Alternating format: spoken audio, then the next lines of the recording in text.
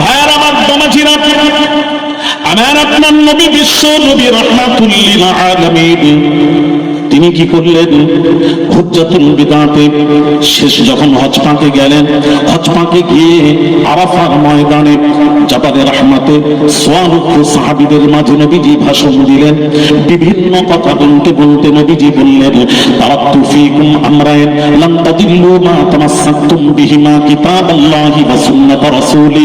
আমার আপনার নবী বিশ্ব নবী রাহমাতুল লিল আলামিন হুজুরের সামনে নবী জীবনের উম্মতেরা, আমি চলে গেলাম, অসুবিধা নেই, আমি তোমাদের মাঝে দুইটি জিনিস ছেড়ে যাচ্ছি।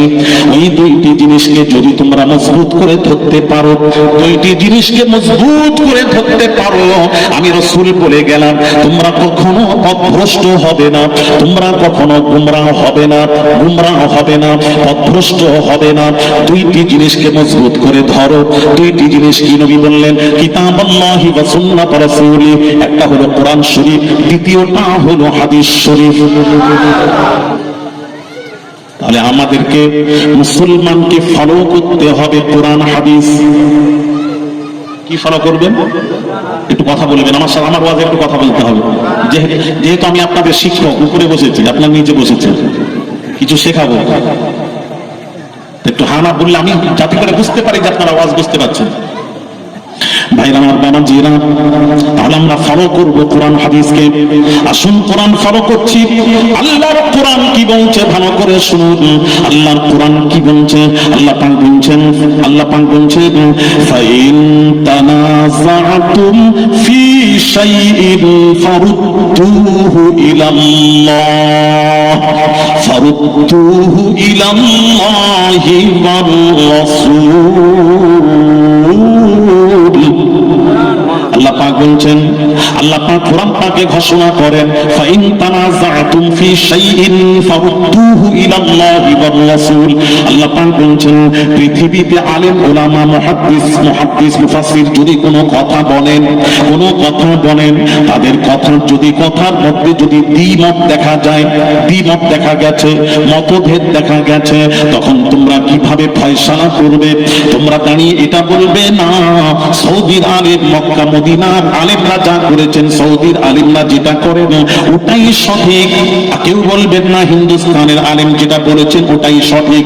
এইভাবে বিচার হয় না, এইভাবে বিচার হয় না।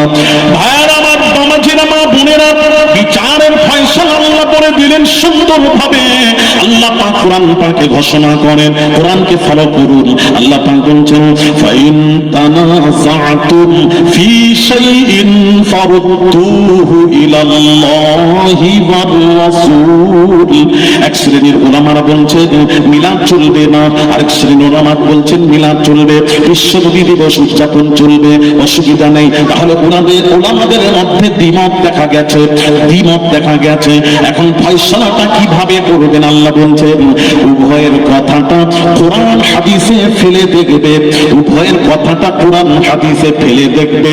কোরআন হাদিসের পক্ষে হলে মানবে, বিপক্ষে চলে গেলে মানবে না। এইভাবে ফয়সালা আল্লাহ শেখাচ্ছেন। উভয়ের কথাটা কোরআন হাদিসে ফেলে দেখবে, কোরআন হাদিসের পক্ষে হলে মানবে, বিপক্ষে চলে গেলে মানা। একটু কথা বলুন, কথা বলুন, যাবে না। রাইট, কথা ঠিক বলছি তো? এটা আমার কথা নয়, আমার আল্লাহর কথা। ভাইরা আমার, বাবাজিরা, আসুন এই বিশ্ব নবী দিবস উদযাপন করছি, দলিল আছে কিনা আনন্দ করব, এই মাস এলে আনন্দ করব, যাবে কি যাবে না? আসুন বাবাজি, আল্লাহর কোরআন কি বলছে, কোরআন কি বলছে? তাহলে কোরআন হাদিসে ফেলে দেখব, চলবে কি চলবে না? আল্লাহ পাক কোরআন পাকে ঘোষণা করেন, কুল বিফাদলিল্লাহি ওয়া বিরহমাতিহি ফাবিযালিকা ফালইফরাহু। আল্লাহ বলছেন, কুল, আমাদের হে নবী বলে দিন, হে নবী বলে দিন, বিফাদলিল্লাহ, হাবিব বলে দিন, আপনার উম্মতকে বলে দিন, আমার বান্দাকে বলে দিন, তারা যেন দুইটি কাজে আনন্দ করে, দুইটি কাজে খুশি করে, দুইটি ব্যাপারে খুশি করে, দুইটি কাজে খুশি করে। কি কাজ দুইটি? আল্লাহ পাক বলছেন, বিফাদলিল্লাহ, আমার ফাজল যখন পাবে, আমার ফাজল যখন পাবে, তোমরা বলো আমার ফজল পেলে ফালিয়াফরাহু, আয় হাবিব তাদেরকে বলে দিন তারা যেন খুশি করে, আনন্দ করে। এখানে ফাজল দিয়ে কি বোঝানো হয়েছে? মুফাসসিরগণ ফাজল দিয়ে কোরআন বোঝানো হয়েছে।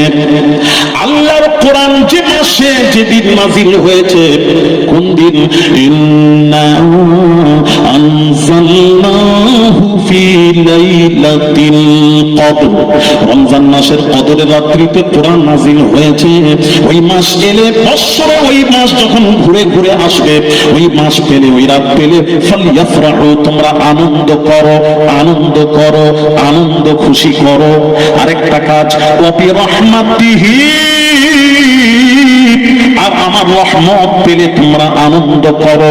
রহমত পেলে, এখানে রহমত দিয়ে কি বোঝানো হয়েছে? কোরআন, ওয়ামা আরসালনাকা ইল্লা রাহমাতাল লিল আলামিন।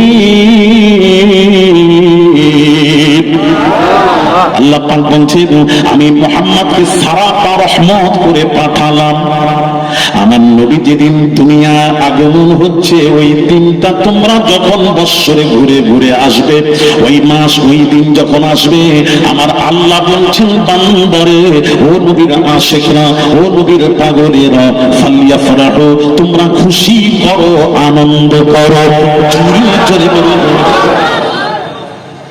কোরআন দিয়ে প্রমাণ, আমরা যে খুশি করছি, আনন্দ করছি, আমরা ভুল পিটিনি, তবে আনন্দের মধ্যে শরীয়ত বৈধ কাজ থাকতে অবৈধ কোনো কাজ যেন ঢুকে না যায়। আমরা খুশি করছি, নবীর মজলিস দিয়েছি, কোরআন হাদিসের আলোচনা হবে, মিলাদ হবে, কিয়াম হবে, দোয়া হবে, এই তো আচ্ছা, তাবাররুক হবে। তাহলে খুশি করতে আল্লাহ বলেছেন। ভাইয়ের আমার, বাবাজিরা একটু শুনুন, ঠান্ডা মাথায় ওয়াজ হুজুর। বাবাজি, এই মাসে খুশি করতে হবে, এই মাস পেলে খুশি করুন, আনন্দ করুন।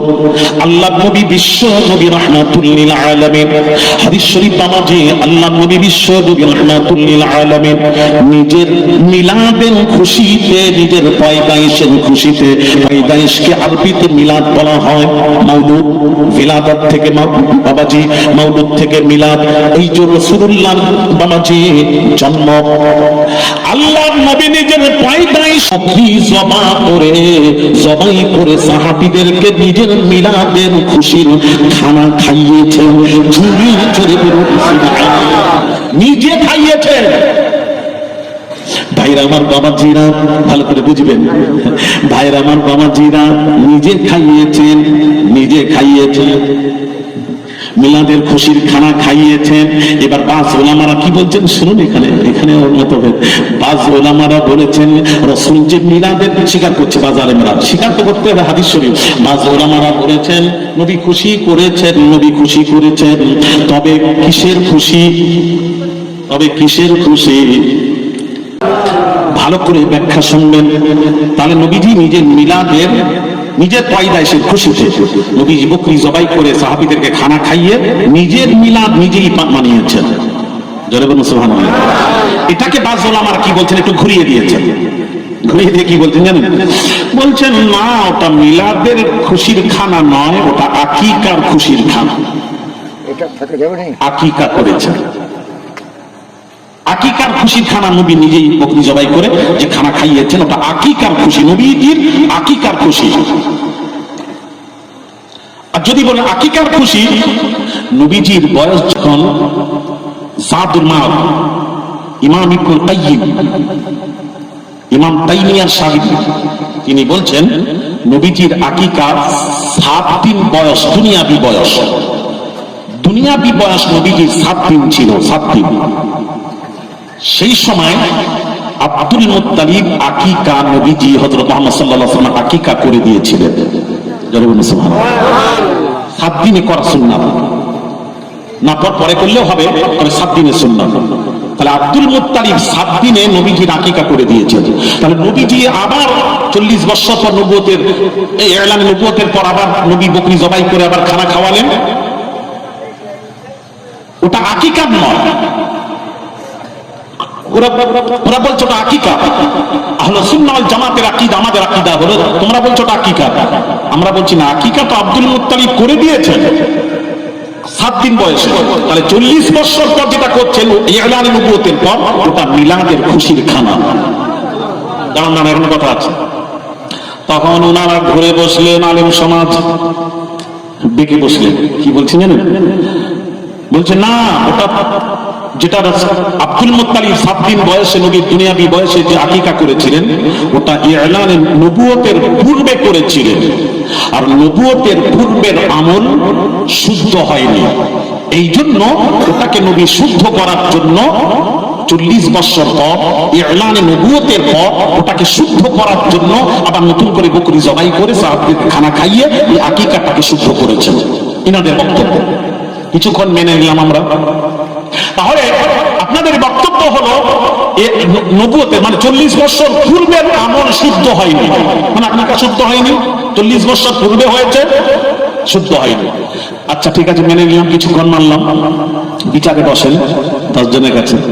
তাহলে যদি ইলানে নবুয়তের পূর্বে 40 বছর পূর্বের আমল যদি শুদ্ধ না হয়, তাহলে আমার প্রশ্ন হলো, নবীজির বয়স যখন ছিল 25 বছর, খাদিজার বয়স ছিল 40 বছর, তাহলে আমি বলবো আকিকা তো সুন্নাত।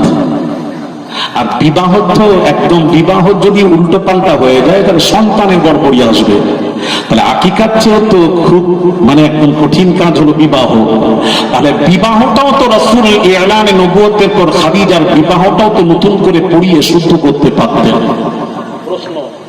আমি কি বোঝাতে পারছি আপনার? ওয়াজ বোঝার জিনিস, আমি ঘটনা মুখস্থ করে বলতে আসি, আমি একটা করে বোঝাবো, তবে বোঝার চেষ্টা করতে হবে। তাহলে আমার প্রশ্ন হলো, যদি ইলানে নবুয়তের 40 বছর পূর্বের আমল, নবুয়তের পূর্বের আমল যদি শুদ্ধ না হয় আকিকা, তাহলে খাদিজার বিবাহটাও শুদ্ধ হয়নি, এটাও মানতে হবে। তাহলে খাদিজার বিবাহ দোহরাচ্ছেন না, আকিকা দোহরাচ্ছেন, মাথায় কাজ করছে না।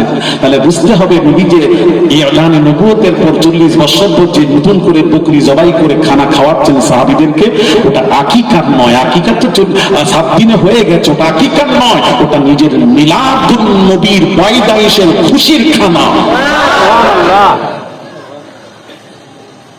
হ্যাঁ, এইবার আপনারা বলেন নবী কেন করলেন? কেন করলেন ভাইরা আমার বাবাজিরা? শুনুন, আল্লাহ নবী বিশ্ব নবী রাহমাতুল লিল আলামিন কেন করলেন? আল্লাহ পাক বলছেন, হাবিব, এই হাবিব, আপনারা জানেন, আপনারা সারা জীবন শুনেছি হাজরে আসওয়াদকে, হাজরে আসওয়াদকে রাসূল চুমা দিয়েছেন, হাজরে আসওয়াদে আমার নবী চুমা দিয়েছেন। এই ওয়াজ তো শুনেছেন। আরেকটা ওয়াজ শুনুন, মুসনাদে আবু ইয়ালার হাদিস, কাজী সানাউল্লাহ পানিপতি তাফসীর আল মাযহারির মধ্যে লিখছেন, হালিমাতু সাদিয়া রাদিয়াল্লাহু তাআলা আনহা যখন শিশু মুহাম্মদকে মক্কা থেকে তায়েফে নিয়ে যাবেন, ওই নিয়ে যাওয়ার সময় বাবাজি মনে করলেন হালিমাতু সাদিয়া রাদিয়াল্লাহু তাআলা আনহা, তিনি বললেন, মনে করছেন যাওয়ার সময় কাবা তওয়াফটা করে নিয়ে কাবার সামনে যেই গেছেন, হালিমাতু সাদিয়া রাদিয়াল্লাহু তাআলা আনহা তিনি বলেন, কাবার সামনে যখন গেলাম তখন আশ্চর্য জিনিস দেখলাম, হাজরে আসওয়াদ কাবা থেকে বের হয়ে শিশু মুহাম্মদকে চুমা দিয়েছিল জোরে জোরে। হাজরে আসওয়াদ রাসূলকে চুমা দিয়ে আবার নিজের জায়গায় চলে গেছিল। দলিল মুসনাদে আবু ইয়ালার হাদিস, কাজী সানাউল্লাহ পানিপতি তাফসীর আল মাযহারির মধ্যে উল্লেখ করেছে। আল্লাহ পাক বলছেন, হাবিব, হাজরে আসওয়াদ আপনাকে চুমা দিয়েছে, আপনাকে চুমা দিয়েছে।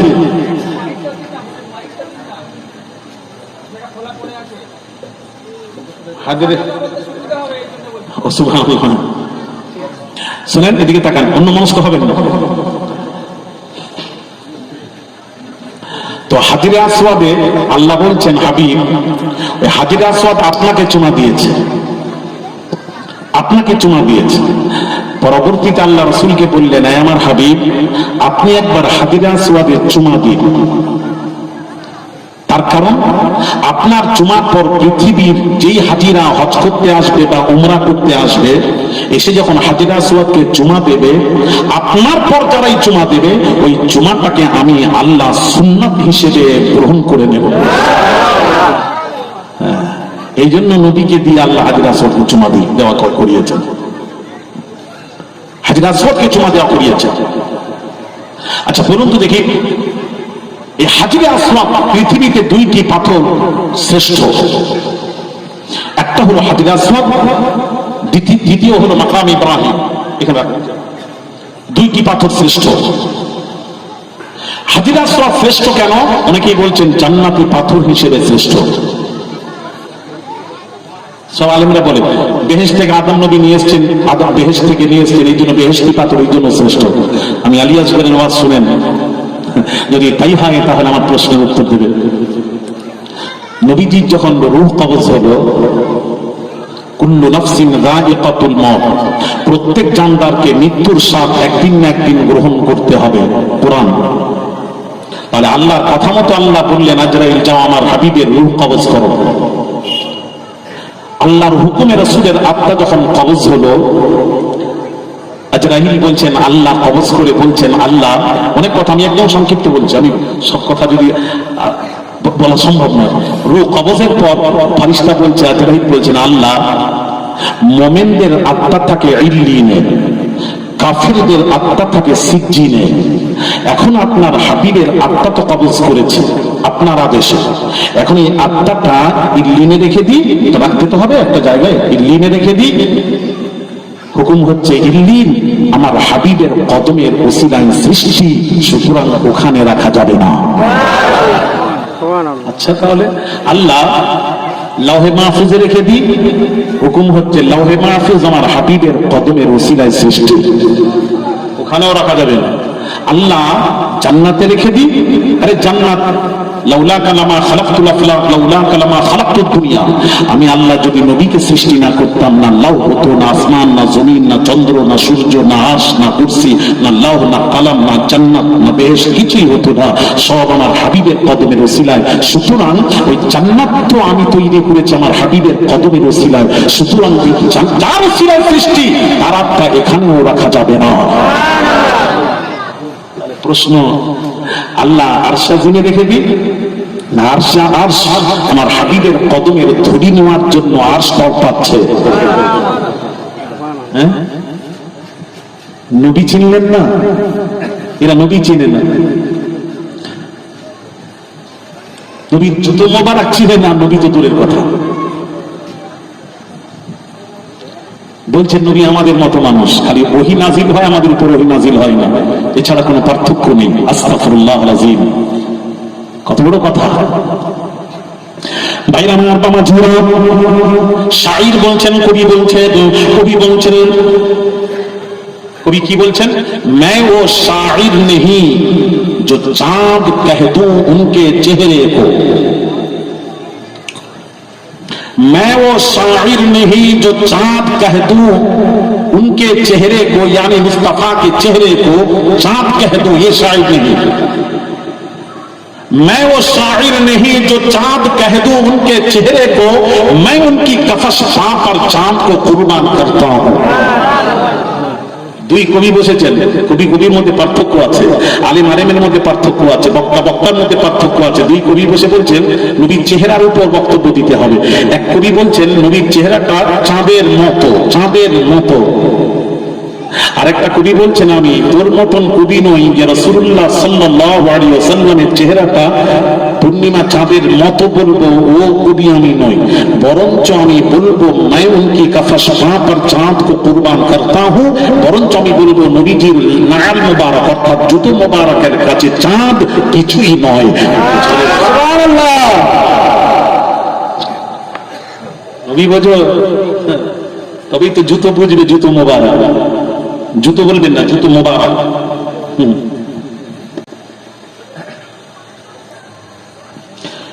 ভাইরা আমার বাবাজিরা, তাই বলবো বাবাজি, ওটা হাজরা সোয়াকা জান্নাতি পাথর হিসেবে শ্রেষ্ঠ নয়। জান্নাত তোমার হাবিবের কদমের ওসিলায় সৃষ্টি, ওই জন্য শ্রেষ্ঠ নয়। ওই পাথরটা শ্রেষ্ঠ। হাদিস শরীফ, আমিরুল মুমিনিন খলিফাতুল মুসলিমিন ওমর ফারুক রাদিয়াল্লাহু তাআলা আনহু হাজরা সোয়াককে চুমা দিয়ে বলেছিলেন, ওরে হাজরা সোয়াক শোন, ওরে হাজরা সোয়াক শোন, তুই পাথর, তোর মধ্যে মানুষের ক্ষতি করা, উপকার করার ক্ষমতা নেই। ইসলাম পাথর থেকে দূরে থাকার জন্য বলেছে, রাসূল আমার পাথর থেকে দূরে থাকার জন্য বলেছে। আজকে আমি উমার তোকে চুমা কেন দিলাম? শোন পাথর, আল্লাহর নবী বিশ্ব নবী রাহমাতুল লিল আলামিন তোকে চুমা দিয়েছে বলে আমি উমার তোকে চুমা দিলাম। জুড়ে জুড়ে বলি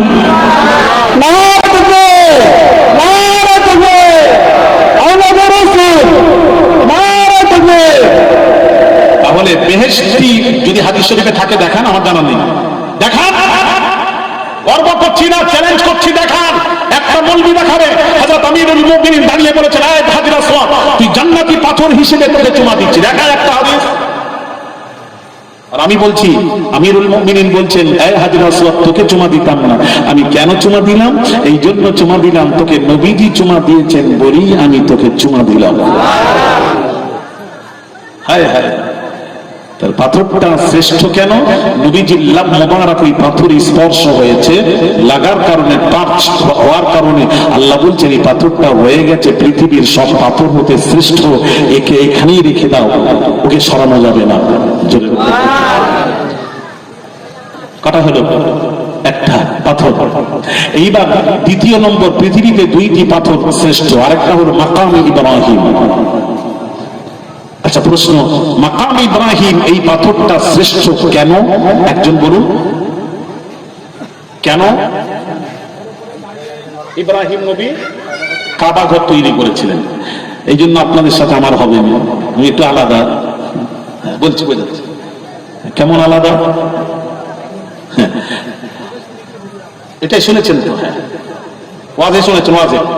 এবার আমি বলি, আমার ব্যাখ্যা শুনেন। এবার কোনটা মানবেন এবার আপনাদের ব্যাপার। আপনার মুরগি কোন দিক দিয়ে জবাই করবেন সে আপনার ব্যাপার, কিন্তু কোনটা সঠিক বলে দিচ্ছে।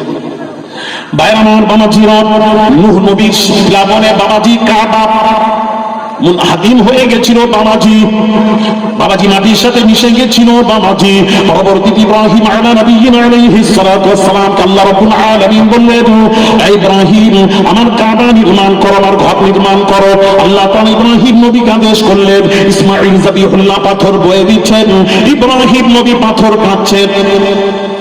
কাবা নির্মাণ করছেন, গাঁথতে গাঁথতে নাগালের বাইরে হয়ে গেল। নাগালের বাইরে হয়ে গেল, চেয়ার দাও, চেয়ার দাও, মেহমানকে চেয়ার দাও। নাগালের বাইরে যখন হয়ে গেল বাবাজি, ওই নাগালের বাইরে হলে মিস্ত্রি ভাড়ার প্রয়োজন, ভাড়ার প্রয়োজন, ভাড়ার প্রয়োজন। ইব্রাহিম নবীর ভাড়ার প্রয়োজন যখন হলো, আল্লাহর হুকুমে পাথরটাই দাঁড়ালেন। আরবিতে ওকে বলা হয় মাকামে ইব্রাহিম। মাকাম আরবিতে ওকেই বলা হয় দাঁড়ানোর জায়গাতে। তো ইব্রাহিম নবী আল্লাহর আদেশে পাথরে দাঁড়ালেন, মাকাম ইব্রাহিম। যেই পাথরে দাঁড়ালেন, এখন প্রশ্ন, পাথরে এতটা গর্ত কেন হুজুর? পাথর গর্ত কেন? ওটা তো মাটি নয়, এটা পাথর। তো এটা উত্তরটা শুনে নিন। নবীরা যখন কোন পাথরের উপর কদম মোবারক নবীদের পড়তো, তখন পাথরগুলি মোমের মতো গলে গিয়ে কদমের চিহ্ন পড়ে যেত। আর আমরা পাথরে আমাদের পা পড়লে পাথর নরম গরম হয় তো। আর সেই মৌলবি বলে নবী আমাদের মতন, খালি ওহী ছাড়া কোনো পার্থক্য নেই, ওগুলোকে আমার কাছে নিয়ে আসো। থাকে তো একটু নিয়ে এসো, আমি একটু ধরাই করে দিচ্ছি। থাকে একটু নিয়ে এসো না, ব্যবস্থা ফাইসালা করে দিন।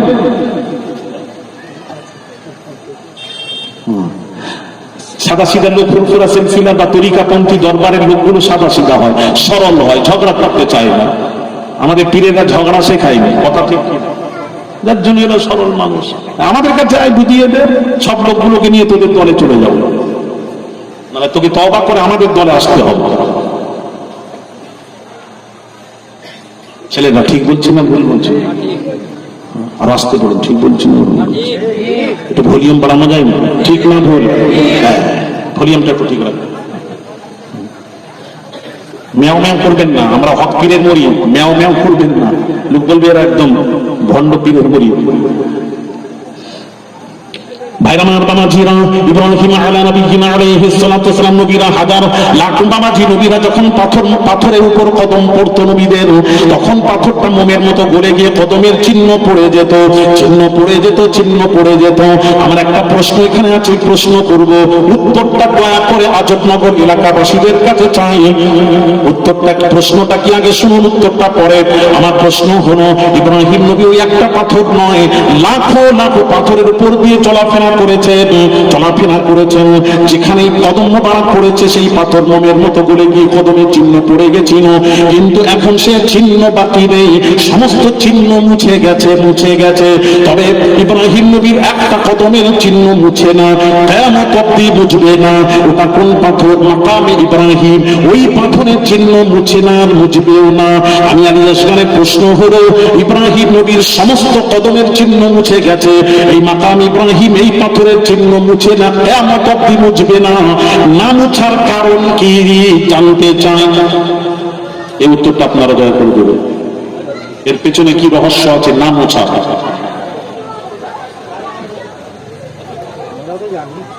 হ্যাঁ বলেন, তাতে কিছু বলেন, না হলে সময় নষ্ট করেন কেন?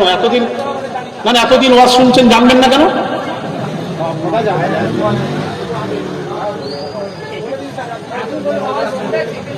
এইরকম শুনেননি, তাহলে আমাকে ডাকেননি কেন? খুঁজে পাননি?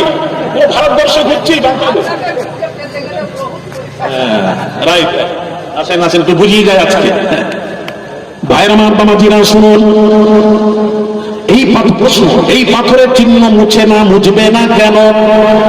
কিয়ামত অবধি মুছবে না। আর কারণ কি শুনুন।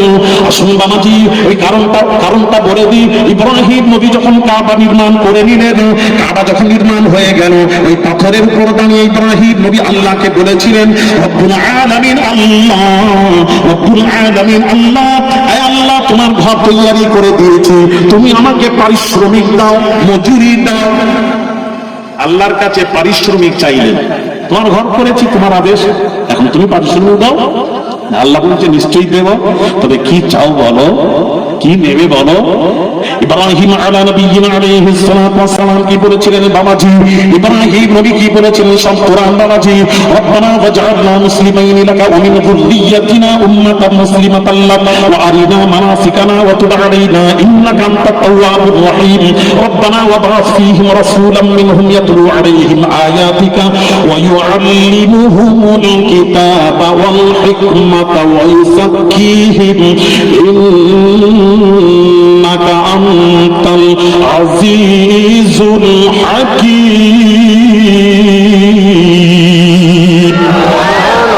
আমার বাবাজিরা, ইব্রাহিম আলা নবিয়িনা আলাইহিস সালাতু ওয়াস সালাম বলেছিলেন, রব্বুল আলামিন আল্লাহ, আমি কিছুই চাই না পারিশ্রমিক হিসাবে, আল্লাহ গো, আখিরি জামানার পয়গম্বর নবী মুহাম্মদুর রাসূলুল্লাহ সাল্লাল্লাহু আলাইহি ওয়াসাল্লামের দাদা হতে চাই। নারে তাকবীর, নারে তাকবীর। কি কিসের দোয়া চাইলেন? আখিরি নবীর দাদা হতে চাই। দাঁড়ান, দেখুন,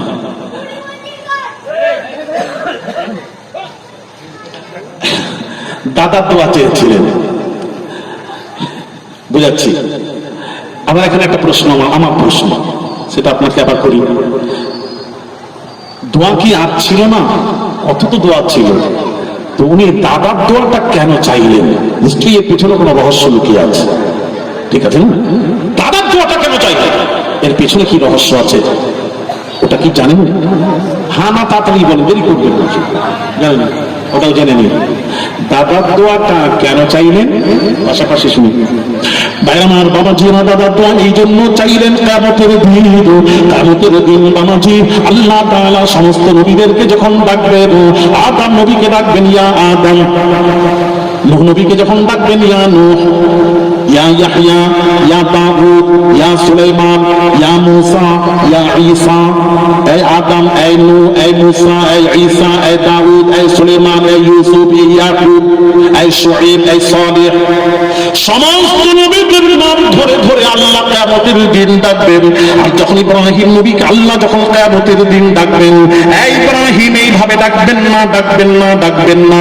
আল্লাহ তাআলা ইব্রাহিম নবীকে যখন ডাকবেন, আল্লাহ বলবেন আখিরি জামানার পয়গম্বর নবী মুহাম্মদুর রাসূলুল্লাহ সাল্লাল্লাহু আলাইহি ওয়াসাল্লামের দাদা কোথায়? জুরি জুরি বলুন নারে তাকবীর, নারে তাকবীর। নিসবত ধরে, লিঙ্ক ধরে ডাকা হবে, আখিরি নবীর দাদা ইব্রাহিম কোথায়? এই জন্য দাদা দোয়া চেয়েছিলেন। আল্লাহ পাক বলছেন সব পাথরের চিহ্ন মুছে গেছে, এই মাকাম ইব্রাহিমের চিহ্ন মুছবে না। কারণ এই পাথরের সাথে শুধু ইব্রাহিম নয়, এই পাথরে দাঁড়িয়ে ইব্রাহিম নবী আমার নবী, আল্লাহ বলছেন আমার নবী। আল্লাহ নবীকে কত ভালোবাসেন, আল্লাহ নবীকে কত ভালোবাসেন আমার নবী। আমার নবী বিশ্ব নবী রাহমাতুল লিল আলামিন হলেন। আল্লাহ পাক বলছেন, আল্লাহ পাক বলছেন মুহাম্মাদুর ওয়া কাফা বিল্লাহি শাহীদা। মুহাম্মাদুর রাসূলুল্লাহ ওয়াল্লাযীনা মাআহু আশিদ্দাউ আলাল কুফারি রুহামাউ বাইনাহুম তারাহুম রুকআন সুজদান ইয়াবতাগুনা ফাদলান মিনাল্লাহি ওয়া রিদওয়ানা সীমাহুম ফী wujuhihim min আথারিস সুজুদ যালিকা মাসালুহুম ফিত তাওরাতি ওয়া মাসালুহুম ফিল ইনজিল কাযারইন আখরাজা শাতাহু ফাআযরাহু ফাস্তাগলায ফাস্তাওয়া আলা সুকিহি يعجب الزراع ليغيظ بهم الكفار وعد الله الذين آمنوا وعملوا الصالحات منهم مغفرة وأجرا عظيما।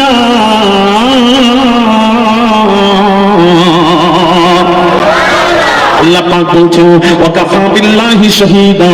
হে হাবিব, আপনাকে মুহাম্মাদুর রাসূলুল্লাহ, হে মুহাম্মদ আপনি হলেন আমি আল্লাহ আমার রাসূল। আপনাকে আমি রাসূল হিসেবে গ্রহণ করে নিয়েছি। পৃথিবীতে কেউ আপনাকে রাসূল মানুক চাই মানুক, আমি আল্লাহ আপনাকে রাসূল হিসেবে গ্রহণ করে নিয়েছি। ওয়াকাফা বিল্লাহি শাহীদা, আমি আল্লাহ আমার সাক্ষ্যটাই আপনার জন্য যথেষ্ট।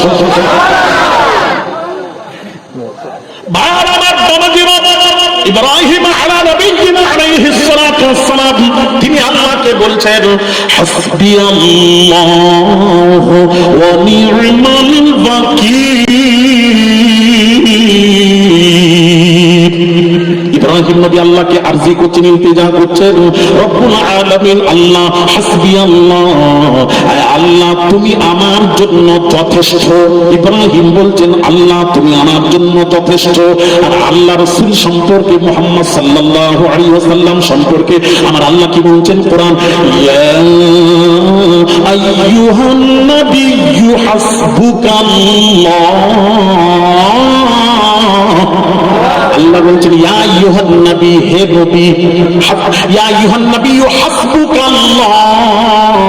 আল্লাহ বলছেন হে নবী, হে নবী আমি আল্লাহ আপনার জন্য যথেষ্ট। নারে তাকবীর, নারে তাকবীর। আল্লাহর রাসূল, আল্লাহর রাসূল, নারে তাকবীর। আমার ওয়াজ কি বুঝতে পারছেন? কি বলছে? কি বললো? কি বললো? ভাইয়ের আমার বামাজিরা, তাহলে বামাজি আল্লাহ পাক বলছেন আল্লাহর হুকুম হচ্ছে এই পাথর মাকাম ইব্রাহিম, এই পাথরের সাথে শুধু ইব্রাহিম নবীর সম্পর্ক নয়, শুধু ইব্রাহিম নবীর সম্পর্ক নয়, এই পাথরের সাথে এই পাথরে দাঁড়িয়ে ইব্রাহিম নবী আখিরি নবী হযরত মুহাম্মদ সাল্লাল্লাহু আলাইহি ওয়াসাল্লামের দাদার দোয়া চাওয়া হয়েছিল, দাদার দোয়া চাওয়া হয়েছিল। সুতরাং এই পাথরের সাথে আখিরি নবীরও নিসবত আছে, লিঙ্ক আছে, নিসবত আছে, সম্পর্ক থাকার দরুন এই পাথরের চিহ্ন মুছে না, কিয়ামত অবধি মুছবে না। সুবহানাল্লাহ। এই কারণে মুছে না। এবার বুঝতে পারলে? এই জন্য মুছে। এই পাথরের সাথে যদি ইব্রাহিম নবীর সম্পর্ক থাকলে এটাও মুছে যাবে। এটা ইব্রাহিম নবী নয়, এই পাথরের দাঁড়িয়ে আখিরি নবীর দাদার দোয়া চাওয়া হয়েছে। যার জন্য আল্লাহ বলে এই দুইটি পাথর হাজর আসওয়াদ আর মাকাম ইব্রাহিম, এটাকে রেখে দিয়ে যত বাকি যত পাথর আছে সব সরিয়ে ফেলে দাও। জোরে সুবহানাল্লাহ। এই দুইটি পাথরকে সরানো হয়।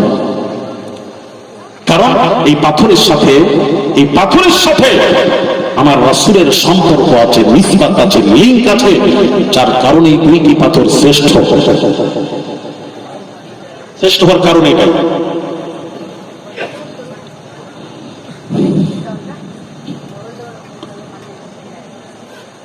ভাইর আমার বাবাজিরা, এবার আসেন বাবাজি বলে দিন, আপনারা বলুন দিনের মধ্যে শ্রেষ্ঠ কোন দিন?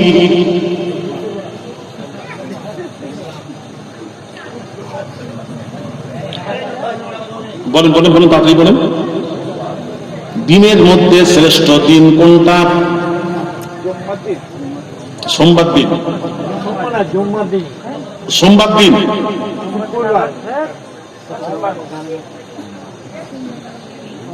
ভাইরা আমার বাবাজিরা, দিনের মধ্যে শ্রেষ্ঠ দিন কোনটা? আল্লাহ নবী কি বলছেন শুনুন, নবী যেটা বলবেন সেটা, ইন্না ইয়াউমাল জুমআতি মিন আফদালি আইয়ামিকুম, রাওয়াহু ইবনে মাজাহ। আল্লাহ নবী বলছেন দিনের মধ্যে শ্রেষ্ঠ দিন হলো জুমার দিন। দিনের মধ্যে শ্রেষ্ঠ দিন। আল্লাহ নবী দু জাহানের বাদশা রাহমাতুল লিল আলামিন হুজুর ইরশাদ করেন, ইন্না ইয়াউমাল জুমআতি সাইয়্যিদুল আইয়াম, দিনের মধ্যে শ্রেষ্ঠ দিন হলো জুমার দিন। ওয়া হুয়া আ'যামু ইনদাল্লাহ। এই জুমার দিন বাবাজি শ্রেষ্ঠ কেন? এই জুমার দিন আল্লাহর নিকটে জুমার দিন শ্রেষ্ঠ দিন। আল্লাহর নিকটে জুমার দিন শ্রেষ্ঠ দিন কেন বাবাজি? এই জন্য শ্রেষ্ঠ, ওয়া হুয়া আ'যামু ইনদাল্লাহি মিন ইয়াউমিল আযহা ওয়া ইয়াউমিল ফিতর।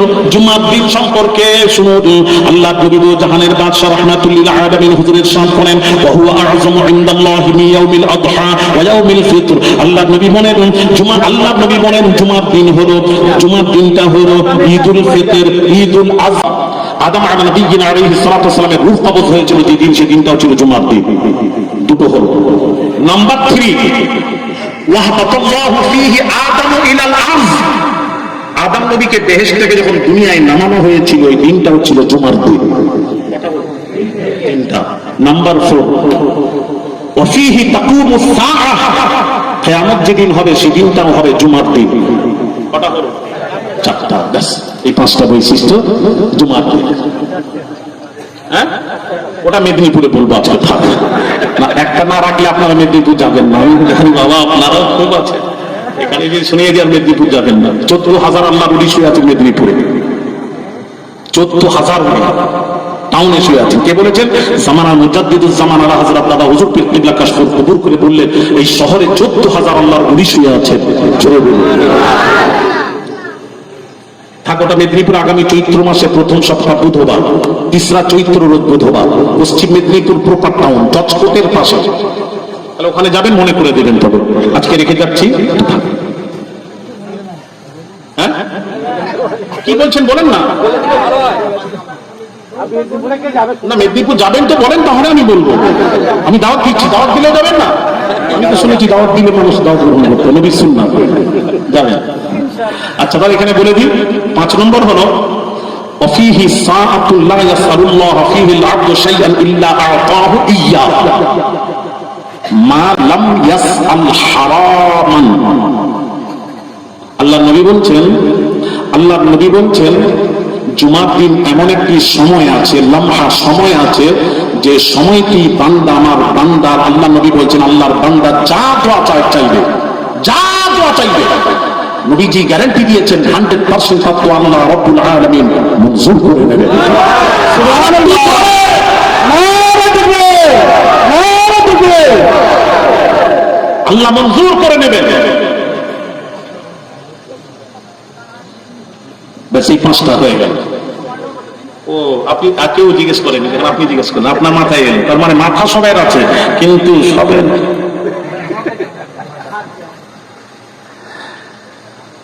তাহলে সময়টা একটা জানা দরকার, কি সারাদিন জুমার দিন দোয়া চাইতে থাকবো না, কোনো সময় আছে?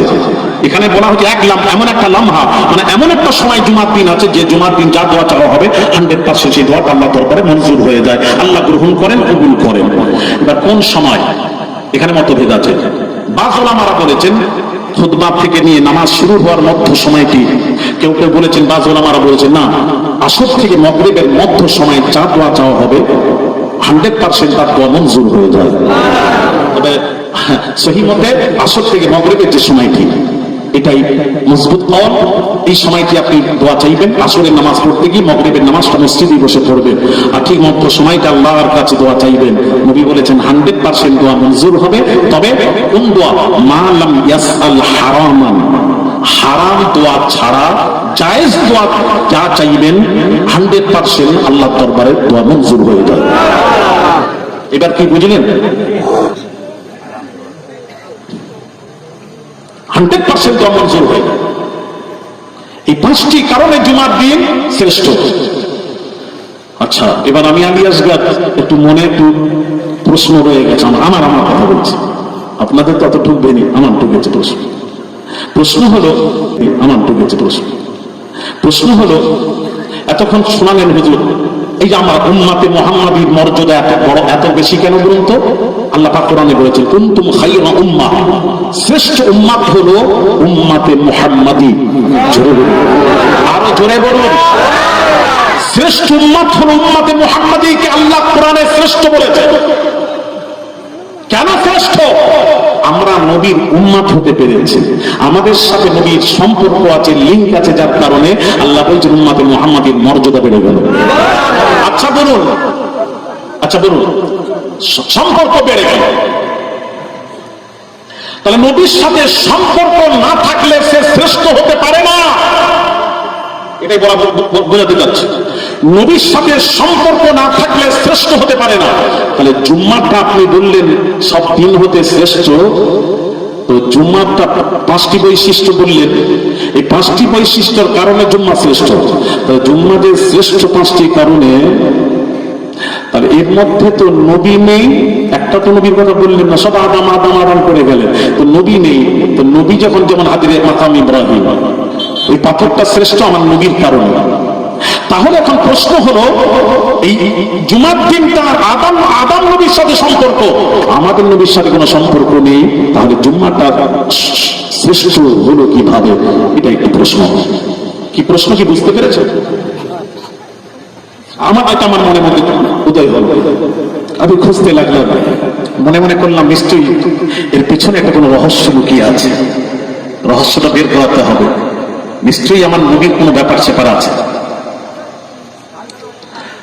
ভাইরা আমার, বাবাজিরা, ও তরুণেরা, যুবকেরা, বাবাজিরা, ভালো করে শুনুন। নওয়াফিলের মেয়ে বিশ্ব সুন্দরী, নওয়াফিলের মেয়ে বিশ্ব সুন্দরী আব্দুল্লাহকে বিবাহের প্রস্তাব দিলে, আব্দুল্লাহকে বিবাহের প্রস্তাব দিল। আব্দুল্লাহ বলছে আমি আসছি, বাড়ি থেকে আসছি। এইবার বাড়ি থেকে আব্দুল্লাহ আমিনাকে বলে রওনা দিল, বিশ্ব সুন্দরীর সাথে বিয়ে করবে, বিয়েতে বসবেন, যাচ্ছেন। এমন সময় বাবাজি আব্দুল্লাহ যখন গিয়ে পৌঁছালেন, আর আব্দুল্লাহ গিয়ে যখন পৌঁছালেন, বাবাজি বিশ্ব সুন্দরী, নওয়াফিলের মেয়ে বিশ্ব সুন্দরী একবার আব্দুল্লাহর চেহারার দিকে তাকায়, ডান দিকে মুখ ফিরিয়ে নাই। আব্দুল্লাহ আবার ডান দিকে আবার গিয়ে দাঁড়ালেন, বিশ্ব সুন্দরী বাম দিকে মুখ ফিরিয়ে নিলেন, আবার আব্দুল্লাহ ডান দিকে মুখ ফিরালেন, আবার বিশ্ব সুন্দরী ডান দিকে মুখ ফিরিয়ে নিলেন, আব্দুল্লাহ আবার ডান পাশে এসে দাঁড়ালেন, বিশ্ব সুন্দরী বাম পাশে মুখ ফিরিয়ে নিলেন। বিশ্ব সুন্দরী বলে, আব্দুল্লাহ বড় বড়, বিশ্ব সুন্দরী তুমি আমার দিকে দেখতে রাজি নয়, গতকাল আমাকে দেখে বিবাহের প্রস্তাব দিয়েছিলে, আজকে দেখতে রাজি নয় কেন? কারণ কি? আপনি দেখতে রাজি নয়, তার কারণ কি? আব্দুল্লাহ বললেন, তখন বিশ্ব সুন্দরী বলেছিলেন, ওরে আব্দুল্লাহ, আমি আপনাকে বিবাহ করতে রাজি নেই, তুমি যে বললে আমি বিবাহ করব, বিবাহের প্রস্তাব দিলে আজকে না করছো কেন? তখন বিশ্ব সুন্দরী, নওয়াফিলের মেয়ে বিশ্ব সুন্দরী কে? বাসুবাটির পীর সাহেব এসছেন, তাকবীর দেন, নারায়ে তাকবীর, আল্লাহু আকবার। পীরজাদা হুজুর বলুন জিন্দাবাদ, পীরজাদা হুজুর জিন্দাবাদ, নারায়ে তাকবীর, নারায়ে তাকবীর, নারায়ে রিসালাত, দরুদ শরীফ, আল্লাহুম্মা সাল্লি আলা সাইয়্যিদিনা মাওলানা মুহাম্মদ ওয়া আলা আলি সাইয়্যিদিনা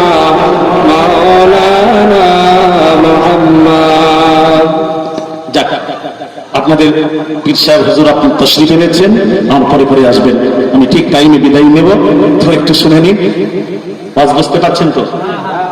আব্দুল্লাহ, আপনি এক বিশ্ব সুন্দরী, তুমি বিবাহের প্রস্তাব দিয়ে আমার দিকে তাকাতে রাজি নয়, বিয়ে করবে না বলছো, এখন কি ব্যাপার? বিশ্ব সুন্দরী উত্তর দিচ্ছেন, কি শোনেন, উত্তর দিচ্ছেন, এই জন্য বিবাহ করব প্রস্তাব দিয়েছিলাম আমি আব্দুল্লাহকে। কোন আব্দুল্লাহকে দিয়েছিলাম? ওই নূরে মুহাম্মাদি আব্দুল্লাহকে বিবাহের প্রস্তাব দিয়েছিলাম। সুবহানাল্লাহ, সুবহানাল্লাহ। নূরে মুহাম্মাদি দেখেছিলাম, তাই বিবাহের প্রস্তাব দিয়েছিলাম। এই কারণে যে নূরে মুহাম্মাদির মা আমি হব, ওই নূরে মুহাম্মাদি একবার আমাকে মা বলে ডাকবে। এখনকার যে প্রতিযোগিতা হয় বিশ্ব সুন্দরী, এই সুন্দরী নয়, কেমন সুন্দরী, হ্যাঁ, ওই বিশ্ব হযরত মুহাম্মদ সাল্লাল্লাহু আলাইহি ওয়াসাল্লাম মা হওয়ার উদ্দেশ্যে বলেছিলাম। এখন এই নূরে মুহাম্মাদি আপনার পেশানিতে নেই, তাই বিয়ে করতে রাজি, দেখতে রাজি নয়, বিয়ে তো দূরের কথা। তাহলে কি হলো? বিশ্ব সুন্দরী বলছেন, আব্দুল্লাহ আপনি কি রাত্রিতে বেগমের কাছে ছিলেন? আরে বাপরে, মারিফাতের কথা তুমি জানলে কি করে? বলে জানতে পেরেছি, ওই রাত্রিতে আল্লাহর হুকুমে যখন আব্দুল্লাহ যখন আমেনার সাথে যখন ছিলেন, আল্লাহ কি করেছিলেন, ওই রাত্রিতে আব্দুল্লাহ পেশানি থেকে নূরে মুহাম্মাদি মা আমিনার গর্ভে দিয়ে দিয়েছিলেন। আর যেই দিন যখন ওই নূরে মুহাম্মাদি আমিনার গর্ভে যখন আসে, ছেলেরা শোনো, ওই দিনটা ছিল জুমার দিন। জুমার দিন আলী আসগার সাহেব পেলেন কোথায়? মাওয়াহিবুল লাদুনিয়া। হাওয়ালা দিয়ে দিলাম, দলিল দিলাম, করবেন। আমার জান ঠান্ডা হয়ে গেল, আমি বুঝলে বললাম এবার বুঝে গেছে, আমার মাথায় ঢুকেছে।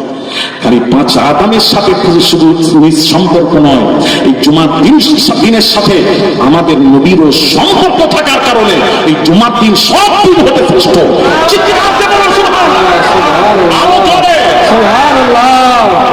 কথা কি বুঝে আসছে আপনাদের? হ্যাঁ, বাজ উলামারা বলেছেন মাসের মধ্যে কোন মাস শ্রেষ্ঠ? বলা হচ্ছে রমজান মাস। কারণ জিজ্ঞেস করা হলে একটা কারণ থাকবে তো, কারণ কি? বলছে কারণ হলো ইন্না আনজালনাহু ফি লাইলাতিল কদর। আল্লাহ বলেন রমজান মাসের কদরের রাত্রিতে কোরআন নাযিল করেছি, কদরের রাত্রিতে কোরআন নাযিল করেছি। দুইটি কারণের জন্য রমজান মাস শ্রেষ্ঠ। নাম্বার 2, তানাজ্জালুল মালাইকা। এই মাসে অগণিত ফেরেশতা নাযিল হয়। রমজান মাসে কোরআন নাযিল হয়েছে, এই মাসে অগণিত ফেরেশতা নাযিল হয়, যার কারণে দুইটি কারণে রমজান মাস হলো 12 মাস হতে শ্রেষ্ঠ। 12 মাস হতে শ্রেষ্ঠ। বাজ উলামারা বলেছেন না, কোরআন নাযিল হওয়ার কারণে যদি শ্রেষ্ঠ হয়, বাজুলামারা বলছেন, হিসেবটা শুনুন কি সুন্দর করে বলছেন, কোরআনটা কি আগে বুঝতে হবে। কোরআন যদি বুঝতে চান তোমার নবীকে বুঝুন। আম্মা জান আয়েশা সিদ্দিকা রাদিয়াল্লাহু তাআলা আনহা নারীদের মধ্যে সবচেয়ে বেশি হাদিস রিওয়ায়াত করেছেন, লাখো লাখো হাদিসের হাফেজা ছিলেন আম্মা জান আয়েশা সিদ্দিকা রাদিয়াল্লাহু তাআলা আনহা। আমার নবী সম্পর্কে যত আয়েশা জানতেন কেউ পৃথিবীর কেউ জানতো না। আম্মা জান আয়েশা সিদ্দিকা রাদিয়াল্লাহু তাআলা আনহা কাছে কতিপয় সাহাবীরা প্রশ্ন করলেন, আম্মা জান রাসূলুল্লাহ চরিত্র জানতে এসেছি। আম্মা জান আয়েশা সিদ্দিকা রাদিয়াল্লাহু তাআলা আনহা বলেছিলেন, তোমরা কি কোরআন তিলাওয়াত করো নাই? জি করেছি। তাহলে তিলাওয়াত করা নাই? জি করেছি। তাহলে তিলাওয়াত করার পরও রাসূলুল্লাহ চরিত্র জানতে এসেছো। 30 পারা কোরআনটাই হলো আমার নবীর চরিত্র দিয়ে ভরপুর।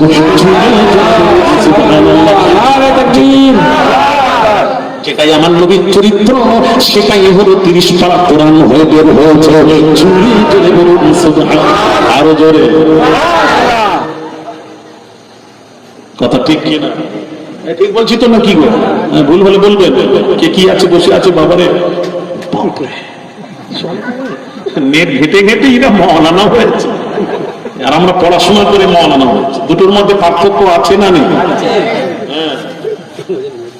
ভাইরা আমার বাবাজিরা, তাহলে বোঝাচ্ছি শুনুন, তাহলে রমজান মাসটা শ্রেষ্ঠ কারণ হলো দুইটি। তানাজ্জালুল মালাইকা, অগণিত ফেরেশতা নাযিল হয়। নম্বর কারণ কোরআন নাযিল হয়েছে রমজান মাসে, এই জন্য শ্রেষ্ঠ। এবার আসুন, ফারিস্তা নাযিল হওয়ার দরুন যদি শ্রেষ্ঠ হয়, তাহলে ফারিস্তাকে আল্লাহ সৃষ্টি করলেন আমার নবীর কদমের উসিলায়।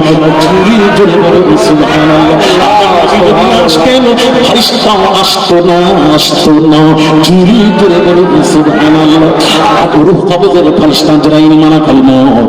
আল্লাহ বললেন আজরাইল যাচ্ছ, যাও, চলে যাও, আমার হাবিবের কাছে যাও, হাবিবের কাছে যাও, হাবিবের কাছে যাও। আজরাইল বাবাজি যাচ্ছেন কিভাবে? আল্লাহ বলছেন খবরদার রে আজরাইল, যেখানে যাচ্ছ আমার হাবিবকে সৃষ্টি না করলে আজরাইল তোমাকেও সৃষ্টি করতাম না, তোমাকেও সৃষ্টি করতাম না রে আজরাইল। আমার হাবিবের কাছে যাচ্ছ, তবে আজরাইল শোনো, শোনো, শোনো গো আজরাইল। আজরাইল অন্য নবীর কাছে যাচ্ছেন। কার কাছে যাচ্ছেন? অন্য নবীর কাছে যাচ্ছেন। বাবাজি ভালো করে শুনবেন। আজরাইলকে আল্লাহ বললেন আজরাইল যাচ্ছ, খবরদার ডাইরেক্ট যাবে না, যাবে না, যাবে না, ডাইরেক্ট আমার নবীর কাছে যাবে না। হুজরা মুবারকের বাহিরে দাঁড়িয়ে আজরাইল আওয়াজ দিচ্ছেন, আওয়াজ দিচ্ছেন। এমন সময় বাবাজি আওয়াজ দিচ্ছেন, আমি আজরাইল এসেছি, দরওয়াজা খুলুন। আজরাইল এসেছি, দরওয়াজা খুলুন। সাইয়্যিদাতুন নিসা ফাতিমাতুজ জাহরা রাদিয়াল্লাহু তাআলা আনহা কান্নাকাটি করছিলেন।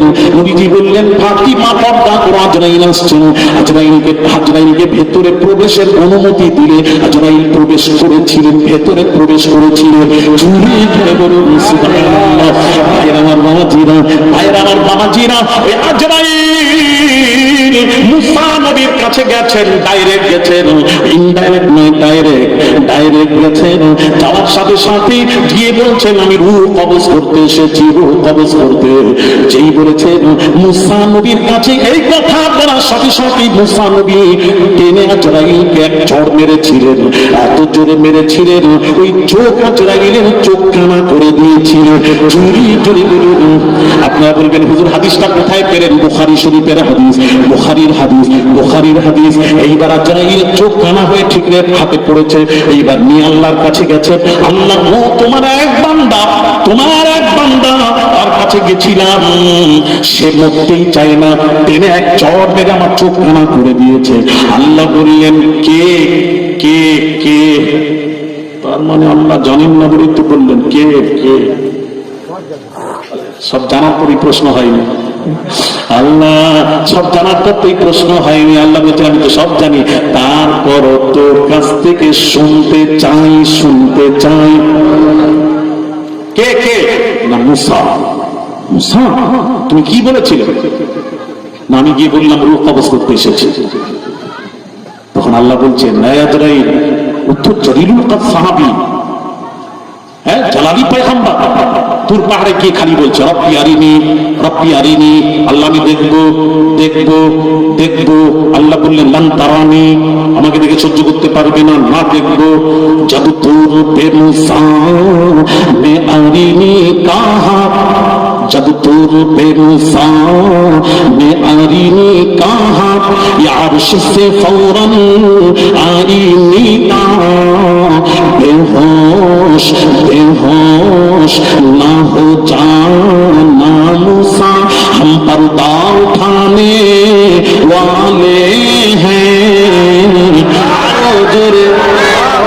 বলা যাচ্ছে না বোম্বাই, দিল্লি, আহমেদাবাদ এইসব জায়গা হলে না মানুষ দেখতে এখন তো বাবারে, কথা বুঝতে পেরেছেন? খায় বাবাজি কিন্তু জালালি পয়গম্বর কোন পাহাড়ে খালি বলছে দেখবো, দেখবো, দেখবো।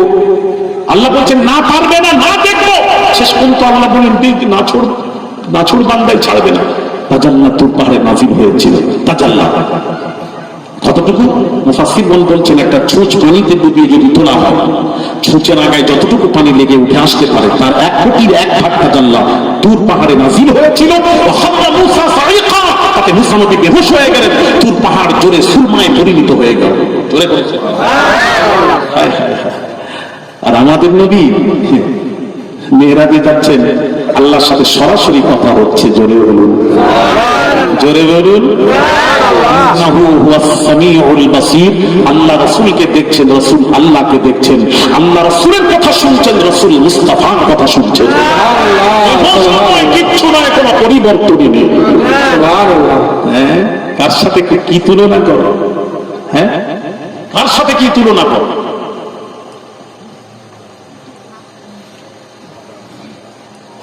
আমার বাস্তব বুঝতে পারছেন না?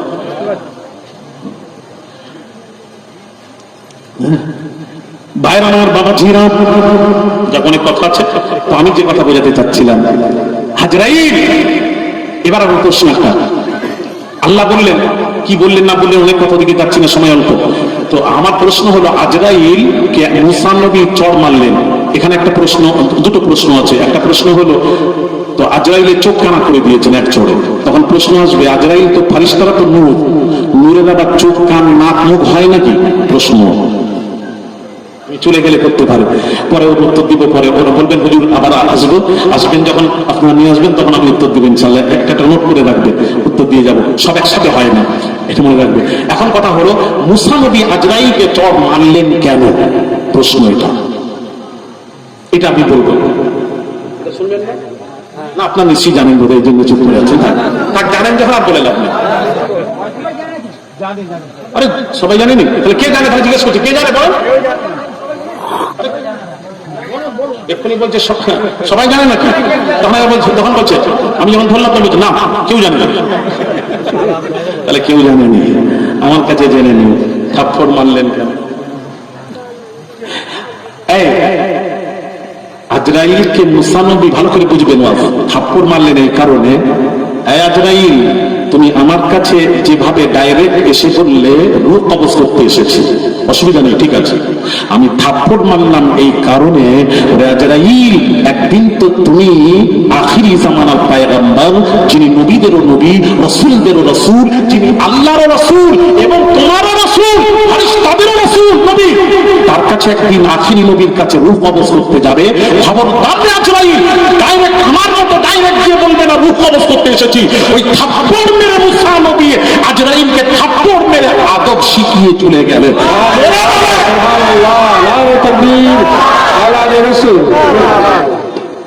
এবার বুঝতে পেরেছেন? এই থাপ্পড় মেরে আদব শিখিয়ে গেলেন। এই জন্য আমাদের নবীর কাছে আজরাইল ডাইরেক্ট নয়, ইনডাইরেক্ট, নবীর অনুমতি পারমিশন নিয়ে ঢুকেছিলেন। জোরে বলুন, আরো জোরে বলুন। তাহলে আমি আসলে প্রশ্ন, তানাজ্জালুল মালাইকা রমজান মাস শ্রেষ্ঠ কেন? দুইটি কারণে। একটা হলো অগণিত ফারিস্তা নাজিল হওয়ার কারণ, দুই নম্বর কারণ হলো কোরআন নাজিল হওয়ার কারণ শ্রেষ্ঠ। এবার আমি আলী আসগার বলবো যে ফারিস্তা নাজিল হওয়ার কারণে শ্রেষ্ঠ হয়, আরে ফারিস্তা তো আমার নবীর কদমের উসিলায় সৃষ্টি। কথা বলেন না, কথা একটু বলেন না। তাহলে যার উসিলায় ফারিস্তা সৃষ্টি, এক। দুই নম্বর হলো কোরআন নাজিল হওয়ার দিন, মাসটা যদি শ্রেষ্ঠ হয় দিনটা, তাহলে যার উপর 30 পারা কোরআন নাজিল হয়েছে, সেই কোরআন ওয়ালা নবী যে মাসে আসছেন, ওই মাসটা হলো পৃথিবীর সব 12 মাসের মধ্যে সব মাস হতে রবিউল আউয়াল মাস হলো শ্রেষ্ঠ। জোরে বলুন সুবহানাল্লাহ। কথা ঠিক না বেঠিক? একটু জোরে বলতে হবে, ঠিক না বেঠিক? ভাইরা আমার, বাবা জিরা, ভাইরা আমার, বাবা জিরা, শুনুন বাবা জিরা, একটু কথা শুনুন।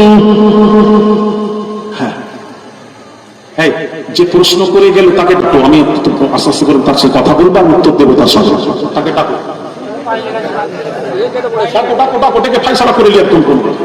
আপনারা জেনে নেন, সেও আমার সাথে কথা বলবে, সে নিশ্চয়ই কিছু জানে বলে তো প্রশ্ন দিয়েছে।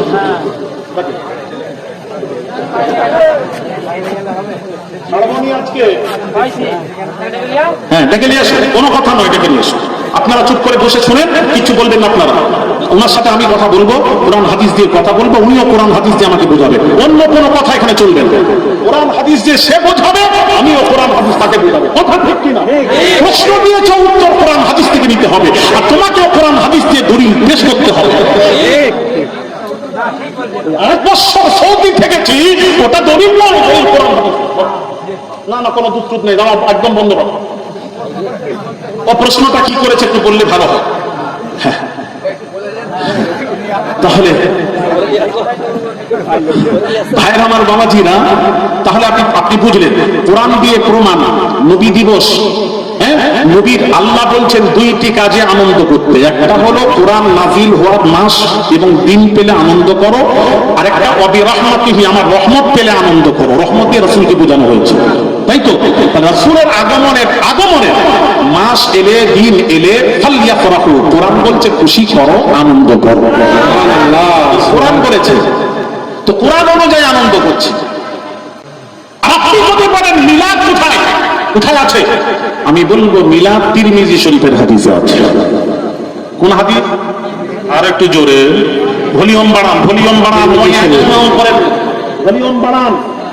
তিরমিজি শরীফ বলে দি, ওই থাকলে তো কথা বলবো, চলে গেলে কি কথা বলবো। বাবু তিরমিজি শরীফের ইমাম তিরমিজি, তাকে তো মানবো।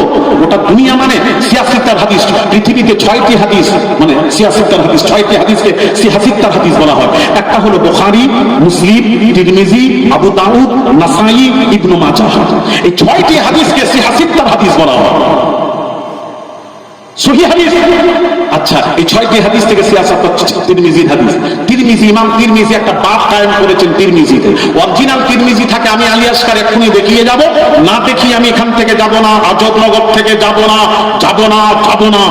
তিরমিজির কি ইমাম তিরমিজি বাব করেছে, বাব কায়েম করেছেন। ও কোনো পীর সাহেব নয়, মানে মক্কা সৌদির ইমাম সাহেব নয়, মওলানা সাহেব নয়, সৌদির ইমাম সাহেব নয়, আলবানি নয়। এটা ইমাম তিরমিজি একটা বাব কায়েম করেছেন, বাবু মা জাআ ফি মিলাদিন নবী সাল্লাল্লাহু আলাইহি ওয়াসাল্লাম।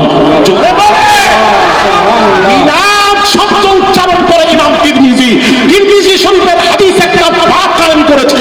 সুবহানাল্লাহ, সুবহানাল্লাহ। তাহলে মিলাদ আছে না নেই হাদিসে? আর একটু জোরে। এবার আসুন, ওই বাড়ি রবি এখানে প্রশ্ন কি দিয়েছে, প্রশ্নটাকে পড়াবো, সবাই জেনে নিন। প্রশ্ন পড়ি, একটু জোরে বলুন।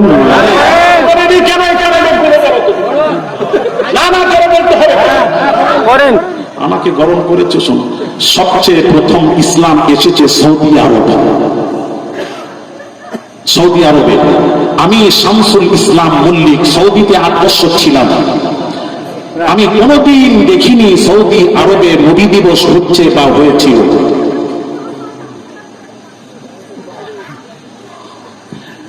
এইখানটা উত্তরটা একটু দিয়ে দিই।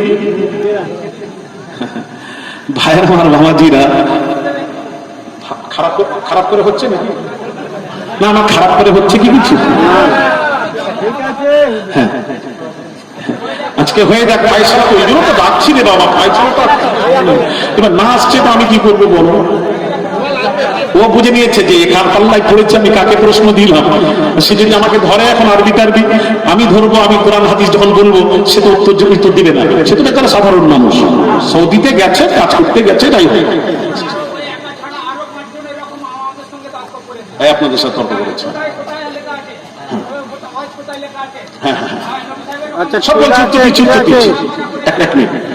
সবচেয়ে প্রথম ইসলাম এসেছে সৌদি আরবে, মাথায় রাখলাম কথা, সত্য কথা, বারহাক কথা, কোন সন্দেহ নেই। সৌদি আরব ইসলাম এসেছে। আমি শামসুল ইসলাম মল্লিক সৌদিতে 8 বছর ছিলাম, আমি কোনোদিন দেখিনি সৌদি আরবে নবী দিবস হচ্ছে।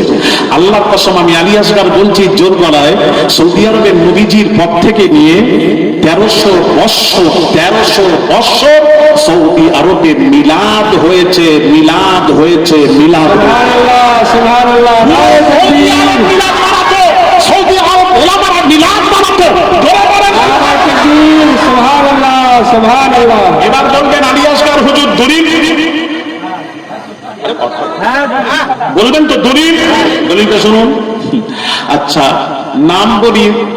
নাম বলছি শাহ ওলিউল্লাহ মুহাদ্দিস দেহলভী রাহমাতুল্লাহ আলাইহি। এমন একজনের নাম বললাম না, কাছে থাকলে আমি একটু বলতাম। শাহ ওলিউল্লাহ মুহাদ্দিস দেহলভী হুজুর ভারতবর্ষ, বাংলাদেশ, পাকিস্তান, এই তিনটা বলি। কে মৌলবি আছে, কে মুহাদ্দিস আছে, জামাত ইসলামী, আহলে হাদিস, লামাযহাবী, একটা থেকে আমার কাছে দাঁড় করিয়ে সে বলে দেবে আমি শাহ ওলিউল্লাহ মুহাদ্দিস দেহলভীকে মানি না।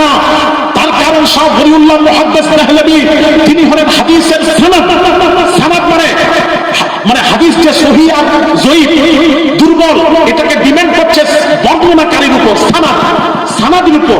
সানাদ যদি সহি হয় হাদিস সহি, সানাদ যদি বর্ণনাকারী যদি দুর্বল হয় হাদিস দুর্বল। আর হাদিস কাকে বলা হয়? রাসূলুল্লাহ সাল্লাল্লাহু আলাইহি ওয়াসাল্লামের জবানে মুবারক থেকে যেটা বের হয়েছে সেটাই হাদিস। নবীর কথা কখনো দুর্বল হয় না, নবীজির কথা কখনো দুর্বল, কমজোর, মারফু, মাউযু হয় না, জয়ীফ হয় না। জয়ীফ হয় বলে না জয়ীফ হাদিস, হাদিস জয়ীফ নয়, এটা সচরাচর আমরা বলি, কিন্তু হাদিস জয়ীফ নয়। হাদিস ওকেই বলা হয় নবীজির জবানে মুবারক থেকে যেটা বের হয়েছে ওটা হাদিস। নবীর জবানে মুবারকের কথা আবার কমজোর হয় হয়নি, তাহলে বর্ণনাকারীর উপর ডিমান্ড করছে। যেমন যেমন বলে একটু বুঝিয়ে দিয়ে মাঝে, একটা ঘোড়া ছেড়ে গেছে, ঘোড়া মালিক, ঘোড়ার মালিক কি করছে দেখেন, ঘোড়াকে ডাকছে, তো ঘোড়া মনে করছে খাবার আছে, খিদে লেগেছে। ঘোড়া যেই এসেছে ঘোড়ার লাগাম ধরে নিয়েছে, খাবার টাবার কিচ্ছু নেই। এ যে বর্ণনা করেছে বলছে বর্ণনা সহি নয়, জয়ীফ। কেন?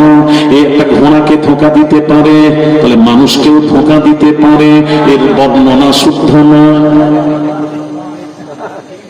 এই যদি ঘোড়াকে ধোঁকা দিল তো ধোঁকা, তো মানে খাবার আছে, সে জানোয়ার অবলা জানোয়ার, সেও বুঝেছে খাবার আছে, যেই এসেছে খাবার নেই লাগাম ধরে নিয়েছে। এ যদি একে ধোঁকা দেয় মানুষকেও ধোঁকা দেবে, এটা গ্রহণযোগ্য নয়। তাহলে গ্রহণযোগ্য কার? যে দেখবে তার বংশের জীবনে কেউ মিথ্যা ধরেনি, একদম সত্যবাদী, খোদা ভীরু, সে যে কথাটা বলেছে ওটাই শুদ্ধ। ওই সানাদের উপর ডিমান্ড করছে হাদিস। তাহলে শাহ ওলিউল্লাহ মুহাদ্দিস দেহলভী কেমন আলেম ছিল জানেন? উনি তো মুহাদ্দিস, সানাদ, হাদিসের সানাদ। আর কেমন আলেম? কানা ইলমু শাহি ওলিউল্লাহ রাহিমাহুল্লাহ বাহরাহু। হযরত শাহ ওলিউল্লাহ মুহাদ্দিস দেহলভীর ইলম সমুদ্র ছিল, জুড়ে বুড়ি। শাহ ওলিউল্লাহ মুহাদ্দিস দেহলভী কিতাবের নাম ফুয়ুজুল হারামাইন কিতাবের মধ্যে লিখছেন, আমি সৌদি আরবে একটা মিলাদুন নবীর মজলিসে অনুষ্ঠানে উপস্থিত ছিলাম। আমার মতো মৌলবি বলে পীর সাহেবের কথা বললে মানলাম না। হ্যাঁ, আমি যদি বলি আপনার দরবারে বাসুবাটি দরবারের পীর সাহেব থেকে এসে বলে মানলো না। আর এটা যার কথা বলছি তোমার বাপ কেন, তোমার 14 গোষ্ঠীকে মানতে হবে, কেননা ইনি হাদিসের সানাদ। হাদিস জগতে হাদিসকে মানতে গেলে হাদিসের সানাদকারীকে মানতে হবে, শাহ ওলিউল্লাহকে মানতেই হবে। তিনি বলছেন আমি মক্কা শরীফে মিলাদুন নবীর মজলিসে অনুষ্ঠানে মিলাদুন নবীর অনুষ্ঠানে উপস্থিত ছিলাম। ওই মিলাদুন নবীর মজলিসে কি হলো? আমি দেখলাম আসমান থেকে 2টি নূর নেমে আসতে দেখলাম। একটা হলো জিকিরের নূর, একটা হলো জিকিরের নূর, আর একটা হলো ফেরেশতার নূর। 2টি নূর দেখেছি নাম নেমে আসতে জোরে। শাহ ওলিউল্লাহ মুহাদ্দিস দেহলভীর আব্বা জান শাহ আব্দুর রহিম মুহাদ্দিস দেহলভী বলছেন, আমি মিলাদুন নবীর মজলিসের আয়োজন করলাম, মিলাদুন নবীর অনুষ্ঠান করলাম। ওই মিলাদুন নবীর অনুষ্ঠানে কি করলাম? এদিকে তাকান আমার দিকে। এই মিলাদুন নবীর অনুষ্ঠানে আমি এবার মিলাদ হয়ে গেছে, এবার আমি তাবাররুক দেব। আমি এবার তাবাররুক দেব। কি তাবাররুক দেব? কিচ্ছু নেই আমার ঘরে। তাবাররুক আমার ঘরে কিছু দেবার মতো ছিল না। চানা ছিল, ছোলা। তখন শাহ আব্দুর রহিম মুহাদ্দিস দেহলভী বলছেন, আমি মিলাদুন নবীর অনুষ্ঠান শেষ হয়ে গেল, আমি ছোলাগুলা বিতরণ করে দিলাম। ওই রাত্রিতে স্বপ্ন দেখছি আল্লাহ নবী বলছেন, এই আব্দুর রহিম, তোমার ছোলা চানাটাও আমার কাছে পৌঁছে গেছে। সুবহানাল্লাহ, নারে তাকবীর। বাইরামার তামাজুর হাসান বসরি তাবিঈ কি বলছেন শুনুন, ফুরিদু লাউ কানা লি মিসলু জাবালিন উহুদিন যাহাবান ফাআনফাকাহু আলা কিরাআতি মাউলিদিন নবী সাল্লাল্লাহু আলাইহি ওয়াসাল্লাম। হযরত হাসান বসরি তিনি বলছেন, আল্লাহ তাআলা আমাকে যদি উহুদ পাহাড় সোনা যদি দান করতেন, সমস্ত সোনাগুলি আমি মিলাদ আল্লাহর নবীর মিলাদুন নবীর অনুষ্ঠানে ব্যয় করে দিতাম। জুড়ে বলুন সুবহানাল্লাহ। আমার হযরত শেরে খুদা আলী কাররামাল্লাহু ওয়াজহু কি বলছেন শুনুন, শেরে খুদার কথা শুনুন। আর ক্বালা আলী রাদিয়াল্লাহু আনহু ওয়া কাররামাল্লাহু ওয়াজহু মান আযযামা মাউলিদিন নবী সাল্লাল্লাহু আলাইহি ওয়াসাল্লাম ওয়া কানা সাবাবান লিকিরাতিহি লা ইয়াখরুজু মিনাদ দুনিয়া ইল্লা বিল ঈমানি ওয়া ইয়াদখুলুল জান্নাতা বিগাইরি হিসাব।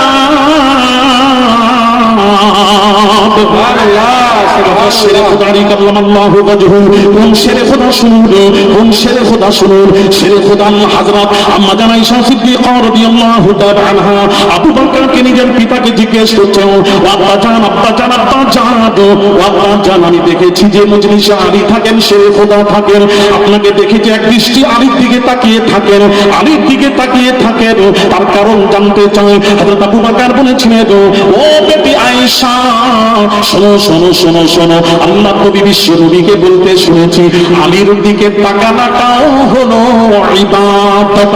সুবহানাল্লাহ, সুবহানাল্লাহ, তাকানোটাও হলো ইবাদত। তার জন্য আমি আবু বকর আলী শেরে খোদার দিকে তাকিয়ে থাকি, শেরে খোদা চললে তার পেছনটাও তাকিয়ে থাকি। সুবহানাল্লাহ। একদিন নবীজি বসে আছেন, নূরুল মুজাসসাম জিবরিল আমিন এলেন, এসে বললেন, ইয়া রাসূলুল্লাহ, ইয়া হাবিবাল্লাহ, হুজুর, আল্লাহ আপনাকে সালাম জানিয়েছেন, আর বলেছেন ফাতিমার আলীর বিবাহ চতুর্থ আসমানে পড়ানো হয়ে গেছে, আপনি দুনিয়ায় বিবাহ পড়িয়ে দিন। সুবহানাল্লাহ, নারে তাকবীর, নারে তাকবীর, আওলাদে রাসূল। ফাতিমার আলীর বিবাহ চতুর্থ আসমানে হচ্ছে। জমিন থেকে প্রথম তবক আসমান যেতে গেলে 500 বছরের রাস্তা, ওখান থেকে দ্বিতীয় 500, তৃতীয় 500, চতুর্থ 500, 4 5 20, 2000 বছরের রাস্তা, তাই তো? কত হলো? 2000 বছরের রাস্তা। ওখানে ফাতিমার আলীর বিবাহ হচ্ছে। প্রশ্ন, কে পড়িয়েছে, বরযাত্রী কত ছিল, বলেন, তাতে বেরিয়ে পড়ে সময় কত কত সময় হয়েছে গো?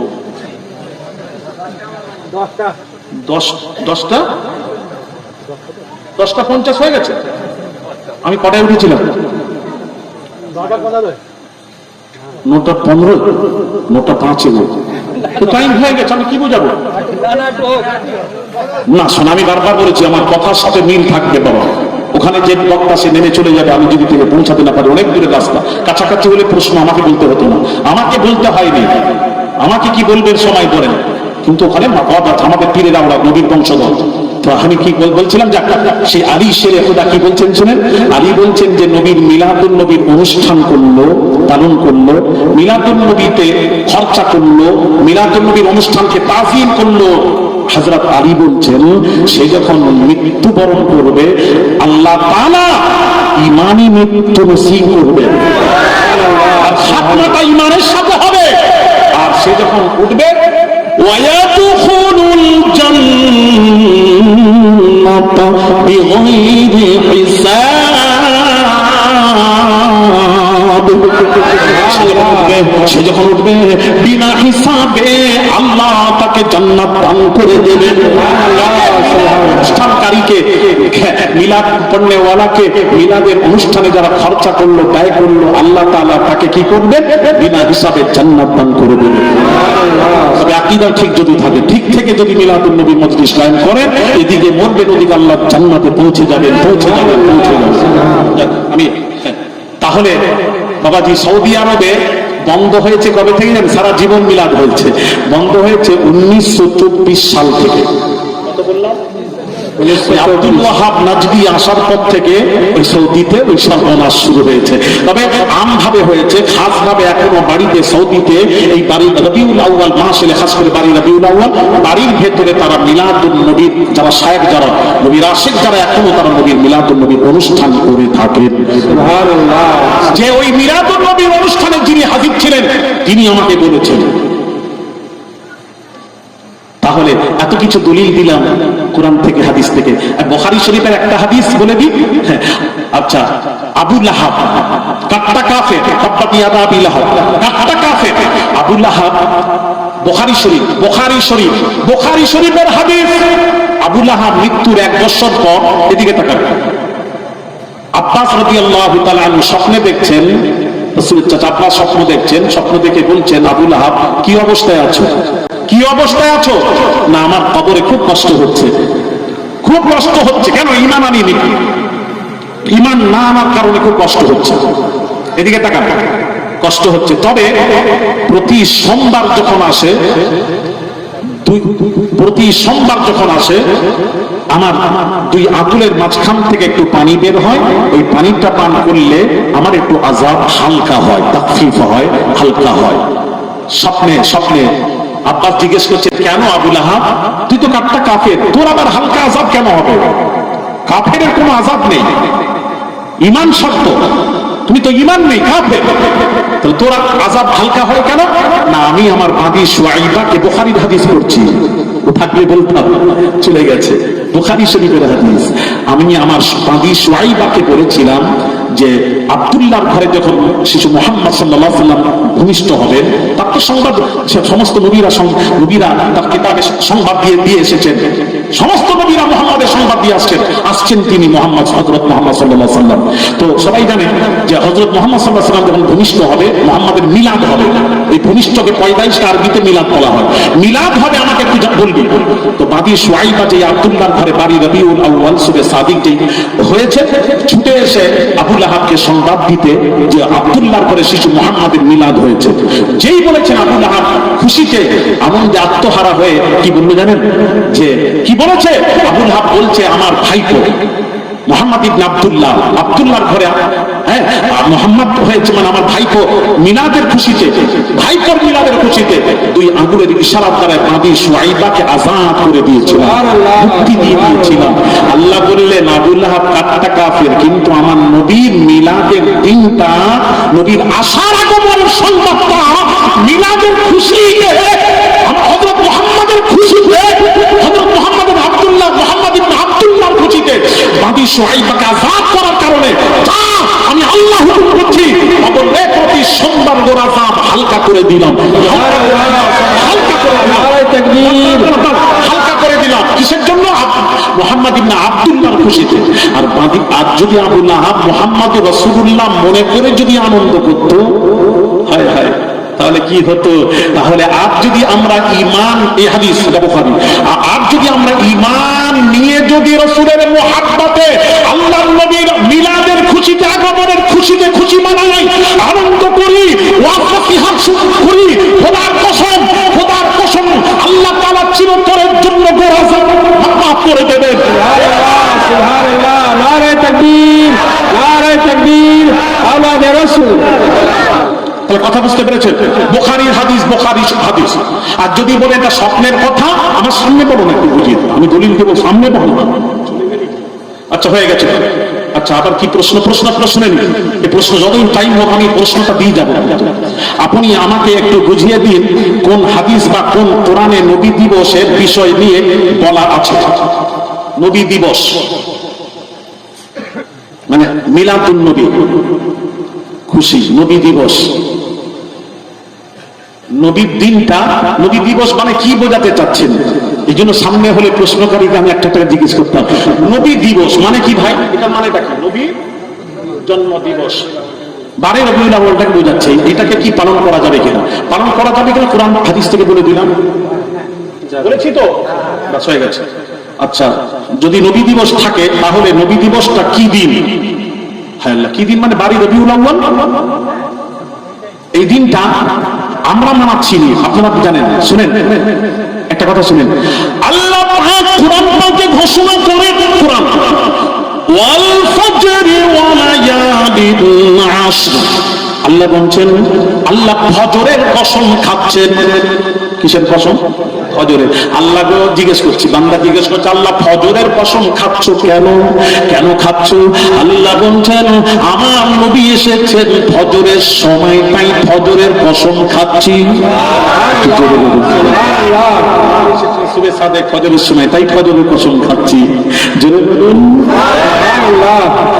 আল্লাহ মক্কার কসম খাচ্ছ কেন?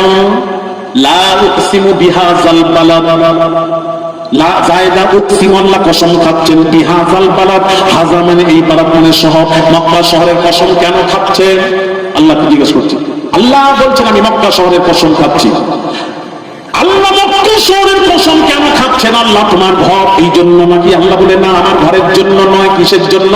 কোরআন, ওয়া আনতা হিল্লুম বিহাযাল বালাগ ওয়াও সাবাবিয়াতের জন্য সাবাব কারণ হলো কসম খাওয়ার কারণ আমি আল্লাহ পৃথিবীর কোন শহরের কসম খাচ্ছি না, মক্কার কসম খাচ্ছি। কেন কেন কেন? ওয়ান তাহিল্লুম বিহাযাল বালাদ, আয়া হাবিব আপনার জন্মভূমি মক্কায়, যার জন্য আপনার মিলাদ হয়েছে মক্কা, যার জন্য আপনার মিলাদের কারণে আমি আল্লাহ মক্কা শহরের কসম খাচ্ছি। জুড়ে জুড়ে বলুন সুবহানাল্লাহ। আপনার জন্য কসম খাচ্ছি, আপনার জন্মভূমি মক্কায়, যার জন্য কসম খাচ্ছি। সুবহানাল্লাহ সুবহানাল্লাহ। ভাইয়ের আমার বাবাজিরা, আচ্ছা বাবাজি, কোরআন শরীফ কোন দিন নাজিল হয়েছে? আল্লাহ তাআলা মঙ্গলবার নাজিল করলেন না, বুধবার নাজিল করলেন না, বৃহস্পতিবার নাজিল করলেন না, শুক্রবার শ্রেষ্ঠ দিন এদিন নাজিল করলেন না, শনিবার কোরআন নাজিলের দিন নির্দিষ্ট করলেন না, রবিবার করলেন না। আল্লাহ বলছেন আমার নবী পয়দাইশ হয়েছিলেন সোমবার, যার জন্য কোরআন নাজিলের দিনটাও আমি সোমবার নির্দিষ্ট করে দিলাম। আল্লাহ নিজে পালন করছেন এই দিনটা, এই জন্য আমরাও এই দিনটা নির্দিষ্ট করে পালন করি। এটা আল্লাহ নিজে করেন। আর আল্লাহ নিজে কি করেছেন? কোরআন ওয়াসসালামু আলাইহি ইয়াউমা বুলিদা, সালাম ইয়াহইয়া নবীর উপর। কবে? ইয়াউমা বুলিদা, তার মিলাদের দিন। জোরে বলুন আল্লাহ নবীর মিলাদের দিন সালাম দিচ্ছে। তাহলে বোঝা গেল মিলাদের দিন, বিশ্ব নবীর মিলাদের দিন সালাম দেওয়া স্বয়ং আল্লাহর সুন্নাত, আল্লাহর সুন্নাত। সুবহানাল্লাহ। নারে তাকবীর, নারে তাকবীর, আওলাদে রাসূল। কথা বুঝতে পারছেন? কথা বলেন না কেন? হ্যাঁ বুঝতে পারছি। আচ্ছা এবার আসুন, নবী সাল্লাল্লাহু আলাইহি ওয়াসাল্লামের জন্মদিন বা মৃত্যুদিন, এই ওয়াজটা আগে করুন, এই ওয়াজটা আগে করুন। যদি নবী দিবসটা জন্মদিন দিবস বা মৃত্যু দিবস হয়, তাহলে আমাদের জন্ম দিবস বা মৃত্যু দিবস আছে বা পালন করা জায়েজ? আপনি বলুন। আচ্ছা তাহলে এখানে আবার ওয়াজ বেড়ে যায়। আচ্ছা আমরা ওয়াজ বাড়বে? হ্যাঁ, আগে থেকে কোথা থেকে চলে এলো, আগে একটু এলে ভালো। আমি জানতাম যদি একটু দাঁড়িয়েছিল, মনে করছে এই মোহাম্মদ সাহেব একটা আয়রে গায়রে আছে, একটু বলে ভয় দেখিয়ে দিও। ভাইয়ের আমার বাবাজি অনেক দূরে রয়ে গেছে, বিশ্বাস করে বললেন এখন কম করে, এখন একদম সামান্য নিম্ন 1 ঘন্টা লাগে। ভাইয়ের আমার বাবাজিরা, আমাদের জন্ম দিবস আমরা পালন করব নবীর মিলাদুন নবী, বিলাদাতের খুশি মানাবো। রাসূলের ওয়াফাতের খুশি আমরা মানাবো না। কথা বুঝতে পেরেছেন? ভালো করে বুঝবেন। আদম নবীর পয়দাইশের দিন হলো জুমার দিন, যার জন্য জুমার দিন শ্রেষ্ঠ। শ্রেষ্ঠ কেন? আদম নবী দিনে এসেছে, এই জন্য খুশি। ভাইয়ের আমার বাবাজিরা, জুমার দিনটা হলো আরেক হাদিস আছে, ইন্না হাযা ইয়াউমু ঈদিন জাআলাহু আল্লাহু লিল মুসলিমিন, রাওয়াহু ইবনে মাজাহ। আল্লাহ পাক, আল্লাহ নবী বলেন জুমার দিনটা হলো ইয়াউমু ঈদ, মুসলমানদের জন্য ঈদের দিন। সুবহানাল্লাহ সুবহানাল্লাহ, মুসলিমদের ঈদের দিন। তাহলে জুমার দিনটা ঈদের দিন কেন? কেন? এই দিন আদম নবীর মিলাদ হয়েছে, পয়দাইশ হয়েছে, এই জন্য খুশি। আর কি কারণে? আদম নবীর রূহ কবজ হয়েছে, এই জন্য খুশি। এখন প্রশ্ন আসবে, নবীর রূহ কবজের দিন খুশির দিন কি করে? ওটা তো শোকের দিন হওয়া দরকার ছিল না। নবীদের ওয়াফাত হলো, নবীদের ওয়াফাত মানে জানেন? নবীদের আল্লাহ নবী যখন রূহ কবজ করতে নবীর অনুমতি নিয়ে রূহ কবজ হয়েছিল, নবীজি বললেন, জিজ্ঞেস করা হলো ইয়া রাসূল আপনি দুনিয়ায় থাকবেন না, আল্লাহ দিদার করবে? নবীজি বললেন তাড়াতাড়ি রূহ কবজ করো, যত তাড়াতাড়ি রূহ কবজ করবে আল্লাহ দিদার নসিব হয়ে যাবে। নবীদের রূহ কবজ মানে দিদারে ইলাহি হওয়া, আল্লাহ দিদার হওয়া। নবীর আগমনটা নবীর উম্মাতের খুশি, আমাদের খুশি। আর নবীর ওয়াফাতটা এটা নবীদের খুশি। কেন? নবীদের সাথে আল্লাহ দিদার হয়ে যায়। দিদারে ইলাহির দিনটা ঈদের দিন নয়। এই যে নবীর ওয়াফাতের দিনটা নবী নবী, আর নবীর আগমনের দিনটা ঈদে মিলাদুন নবী, এটা উম্মাতের ঈদ। বুঝতে পারছেন? আর নয় বাবা জীবনে হয়ে গেল। আচ্ছা এই পাশে, হ্যাঁ হ্যাঁ দাঁড়ান দাঁড়ান, পুরো প্রশ্নটা আগে আপনি আপনারা রাখেন, এই প্রশ্নটা পালন করা হয়। আচ্ছা আপনি বলুন যে আমাদের নবী সাল্লাল্লাহু আলাইহি ওয়াসাল্লাম বলে গিয়েছিলেন কি যে হে আমার উম্মতেরা তোমরা আমার জন্মদিনটা মৃত্যুদিনটা পালন করবে, এখন অত হয়ে গেছে তাহলে। আচ্ছা যদি আপনি বলেন যে নবী দিবস আছে বা পালন করা যায়, তাহলে আপনি বলেছেন কোন হাদিস বা কোন কোরআনে আছে, যদি প্রমাণ করতে পারেন আপনি, তাহলে আমি আপনার প্রতি ঈমান আনবো আর আমার আখিরাতের জিম্মাদার আপনি নেবেন। তাহলে প্রতি ঈমান আনবো কি লিখছে ফেলেন, এখানে কি লিখছে দেন, কোন কোরআন হাদিস দিয়ে আপনি যদি বোঝাতে পারেন, যদি প্রমাণ করাতে পারেন আপনি, কোরআন প্রমাণ করাতে পারেন আপনি, তাহলে আমি আপনার প্রতি ঈমান আনবো। তাহলে উনি নবীর উপর ঈমান আনবেননি, আমার উপর ঈমান আনবেন। নাম্বার 1। নাম্বার 2 হলো ইনার কথা মতন এখনো উনি ঈমান আনেনি, ঈমান নেই, নতুন করে ঈমান আনবেন। তাহলে ঈমান নেই যাকে বলা হয় বেঈমান। তাহলে বেঈমানের উত্তর কি দেব? কথা বলেন না, যেটা লিখা এর মানে আপনারা বলেন কি হবে? আপনার প্রতি ঈমান আনবো, এটা বলেন আল্লাহর প্রতি ঈমান আনবো, তার রাসূলের প্রতি না বলে বলছেন আপনি, তাহলে আমি আপনার প্রতি ঈমান আনবো আর আপনার আর আমার আখিরাতের জিম্মাদার আপনি নেবেন।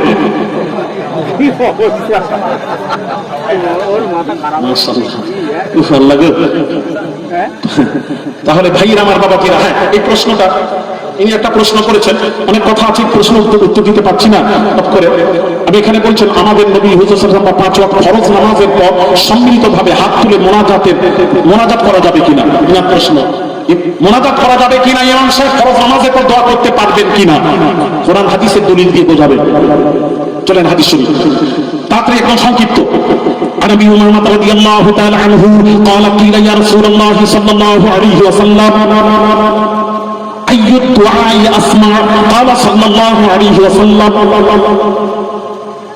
قال صلى الله عليه وسلم جوف الليل الاخير ودبر الصلاه المكتوبات رواه الترمذي শরীফের হাদিস। ওমর রাদিয়াল্লাহু তাআলা আনহু নবীর সাহাবী বলেন আমি নবীকে প্রশ্ন করলাম ইয়া রাসূলুল্লাহ ইয়া হাবিবাল্লাহ, হুজুর প্রশ্নটা শুনুন, আইয়ুদ দুআ আসমা, ইয়া রাসূলুল্লাহ ইয়া হাবিবাল্লাহ, হুজুর কোন সময়ের দোয়া আল্লাহ বেশি শোনেন, কোন সময়ের দোয়া আল্লাহ কবুল করেন, কোন সময়ের দোয়াটা আইয়ুদ দুআ আসমা, হাদিসের ইবারত কোন সময়ের দোয়া আল্লাহ বেশি শোনেন। আল্লাহ নবী উত্তর দিচ্ছেন ক্বালা সাল্লাল্লাহু আলাইহি ওয়াসাল্লাম, নবী উত্তর দিচ্ছেন জাওফুল লাইলিল আখির, তাহাজ্জুদের পরের দোয়া আল্লাহ বেশি শোনেন। সুবহানাল্লাহ। 2 নম্বর হলো ওয়াতুবুরুস সালাতিল মাকতুবাত, আল্লাহ নবী বলেন ফরজ নামাজের পর দোয়া আল্লাহ বেশি শোনেন। সুবহানাল্লাহ। হাদিস থেকে প্রমাণ, ফরজ নামাজের পর দোয়া আল্লাহ কবুল করেন, ওই সময় দোয়া আল্লাহ বেশি শোনেন। জোরে বলুন সুবহানাল্লাহ। হাদিস দাঁড়ানা বেটা, তুই দাঁড়ানা, আমি সব উত্তর দিচ্ছি। হ্যাঁ একটা সুন্দর প্রশ্ন করেছে, উত্তর দিচ্ছি। এটা হাদিসের উত্তর দলিল দিলাম, কোরআনের দলিল দেব, কথাও বলেন। আরে বাবা কোরআনের দলিল দেব, তাড়াতাড়ি বলে, আমার সময় হয়ে গেছে, চলে যাবে। কোরআনের দলিলটা শুনুন। আল্লাহ তাআলা বলেন কোরআনের দলিল, ফাইদা ফারাগতা ফানসাব, ফাইদা ফারাগতা ইয়া মুহাম্মদ সালাতিল মাকতুবা, আল্লাহ বলছেন হাবিব আপনি যখন ফরজ নামাজ থেকে ফারেগ হবেন, ফানসাব ফি দুআ ইলা রাব্বিক, দোয়ার মধ্যে লেগে যান। জোরে বলুন সুবহানাল্লাহ, জোরে বলুন সুবহানাল্লাহ। তাহলে ফরজ নামাজের পর দোয়া আল্লাহ নিজে করতে বলেছেন। তাহলে প্রমাণ হলো কোরআন হাদিস থেকে। এখন ইনার একটা বক্তব্য বলে হুজুর দোয়ার কথা তো আছে, এখানে অস্বীকার করছি না, এটা হাদিস কোরআন ওখানে এসে যেত, কিন্তু হাত তুলে দোয়ার কথা কোথায় লেখা আছে? এটাই প্রশ্ন। ওদের হ্যাঁ ওদেরই, আরে বাবা ওদের হলে আমি এখন বেশি ওদের প্রশ্ন হলো হাত তুলে কোথায় আছে। আমি তাদের এক মুফতিকে জিজ্ঞেস করলাম, বললাম যখন বলছে হাত তুলে দোয়া কোথায় লেখা আছে, আমি বললাম বাবা, এই জন্য কাছে থাকলে এগুলো ভালো হতো, আমি বললাম বাবা তুমি খাওয়া দাওয়া করো, বলে হ্যাঁ করি, আমি দলিল, সে বলছে কোরআন মানে, কোরআন হাদিস মানে কোরআনের দলিল দাও, সে কোরআন থেকে দলিল দিল। আল্লাহ বলছেন কুলু ওয়াশরাবু, আল্লাহ বলছেন কুলু মানে খাও, ওয়াশরাবু মানে পান করো, আল্লাহ কোরআনে খেতে বলেছেন, পান করতে বলেছেন। আমি বললাম মুফতি সাহেব কিভাবে খান, বলে হাত দিয়ে খাই। আমি বললাম কোরআনে আল্লাহ বলেছেন কুলু খাও, খেতে বলেছেন, হাতের কথা কোথায় লেখা আছে দেখান, তাহলে প্লেটে ভাত থাকবে। তখন সেইভাবে খাই নাকি, এবার কুকুর খায়, মানুষ হাত দিয়ে খায়, আমরা তখন বলি না ভাই খেয়ে নেন, হুজুর খেয়ে নেন, আপনারা বলেন হাত দিয়ে খান, বলছে হাত দিয়ে খান, এটা বলেনি, খেতে হলে হাত দিয়ে খেতে হয়, সিস্টেম হলো খেতে হলে হাত দিয়ে খেতে হয়। আমি বলি এখানে কোথায় লেখা আছে, এখানে তো কুলু খাও, শুধু খেতে বলেছেন আল্লাহ, হাতের কথা বলেননি, না খেতে হলে হাত দিয়ে খেতে হয়। আমি বললাম মুফতি সাহেব যেমন খেতে হলে হাত দিয়ে খেতে হয়, তেমন আল্লাহর কাছে দোয়া করতে হলে হাত তুলে দোয়া করতে হয়।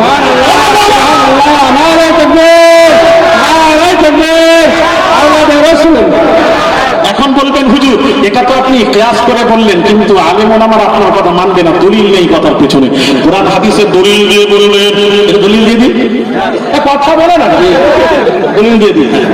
আচ্ছা কোন হাদিস নেবেন, বুখারী নেবেন, মুসলিম নেবেন, কোন হাদিস নেবেন? আমাদের কাছে এত দলিল আছে, মিয়া মরে গেলে মাটির দরকার হবে না, দলিল দিয়ে কবর দিয়ে দেবো।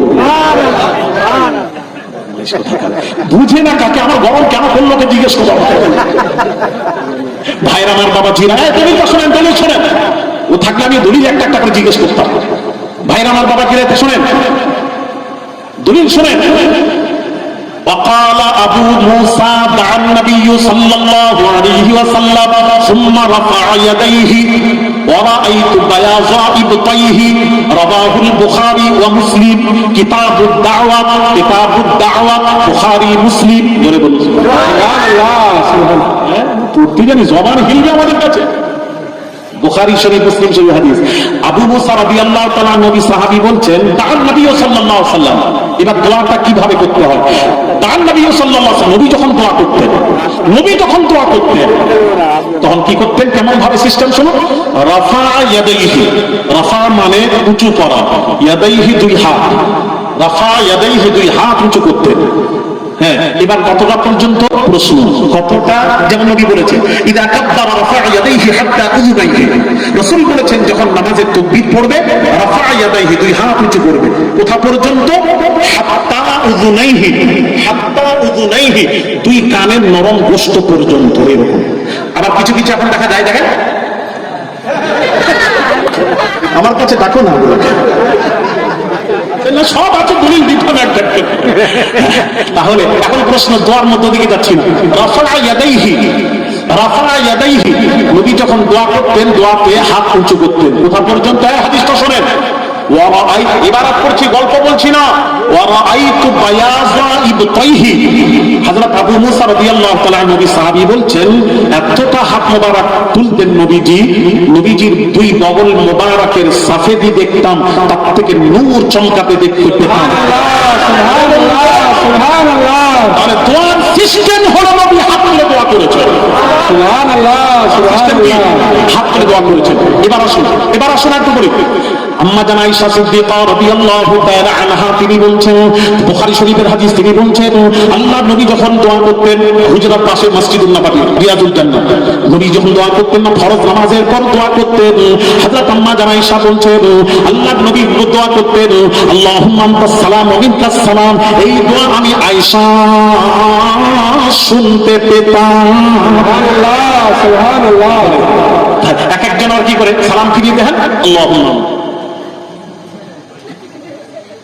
বিরহমাতিকা ইয়া রাব্ব। কি বললে না বললে চুপ, এখন বেরিয়ে আল্লাহ কি বলবো, আমি আমিন বলবো, তোমার কথা শুনে আমিন বলবো, তো তুমি যদি চুপ করে থাকো আমি কিসে আমিন আমিন করবো, কথা বলছেন না কেন? আর আমি যে বলবো সুবহানাল্লাহ আলহামদুলিল্লাহ নাউজুবিল্লাহ, আমার না শুনে আপনি বলবেন কি, আমি চুপ করে থাকবো, ঠিক না? তাহলে আম্মা জান আয়েশা বলছেন, এই হাদিসটা শুনেন, আম্মা জান আয়েশা বলছেন হুজরা মোবারক থেকে আমার রাসূল ফরজ নামাজের পর এত জোরে জোরে দোয়া করতেন, এত জোরে শব্দটা এত জোরে, আয়েশা বলছেন আমি হুজরা মোবারক থেকে নবীর দোয়া শুনেছি, নবী দোয়া করতেন আল্লাহুম্মা আনতাস সালাম ওয়া মিনকাস সালাম, জোরে বলুন। তিনি চুপ থাকতেন, আয়েশা শুনতে পেতেন না, জোরে বলেছেন তাই শুনেছেন, ব্যাখ্যা করেছেন, বর্ণনা করেছেন। আচ্ছা, আর একটা কথা শোনেন, মাজমাউজ যাওয়াইদ হাদিস শরীফের কিতাব, ইমাম হাইসামি রাহমাতুল্লাহ রায় বলেছেন ফরজ নামাজের পর দোয়া আল্লাহর কাছে কবুল হয়। সেই সময় ইমাম সাহেব দোয়া করবে সম্মিলিতভাবে সবাইকে নিয়ে। ইমাম সাহেব রব্বানা যালামনা আনফুসানা ওয়া ইল্লাম তাগফির লানা ওয়া তারহামনা লানাকুনান্না মিনাল খাসিরিন, আর মুক্তাদি বলে আমিন আমিন। আল্লাহ আমার নফসের উপর জুলুম করেছে, ক্ষমা করো, রহম করো, আমি ধ্বংস হয়ে যাব। মুক্তাদি আমিন। তো মাজমাউল যাওয়াইদ ইমাম হাইসামি রাহমাতুল্লাহ আলাইহি তিনি বলছেন, যখন ইমাম সাহেব যখন দোয়া করে মুক্তাদিরা ইমামের দোয়া শুনে আমিন আমিন করে, ওই আমিন আমিন করে ওই আল্লাহর ফেরেশতারাও তখন আমিন আমিন করতে থাকে। ফেরেশতারা আমিন আর মুক্তাদির আমিনের সাথে আল্লাহর ফেরেশতার আমিন যখন এক হয়ে যায়, ওই দোয়াটি আল্লাহর দরবারে মঞ্জুর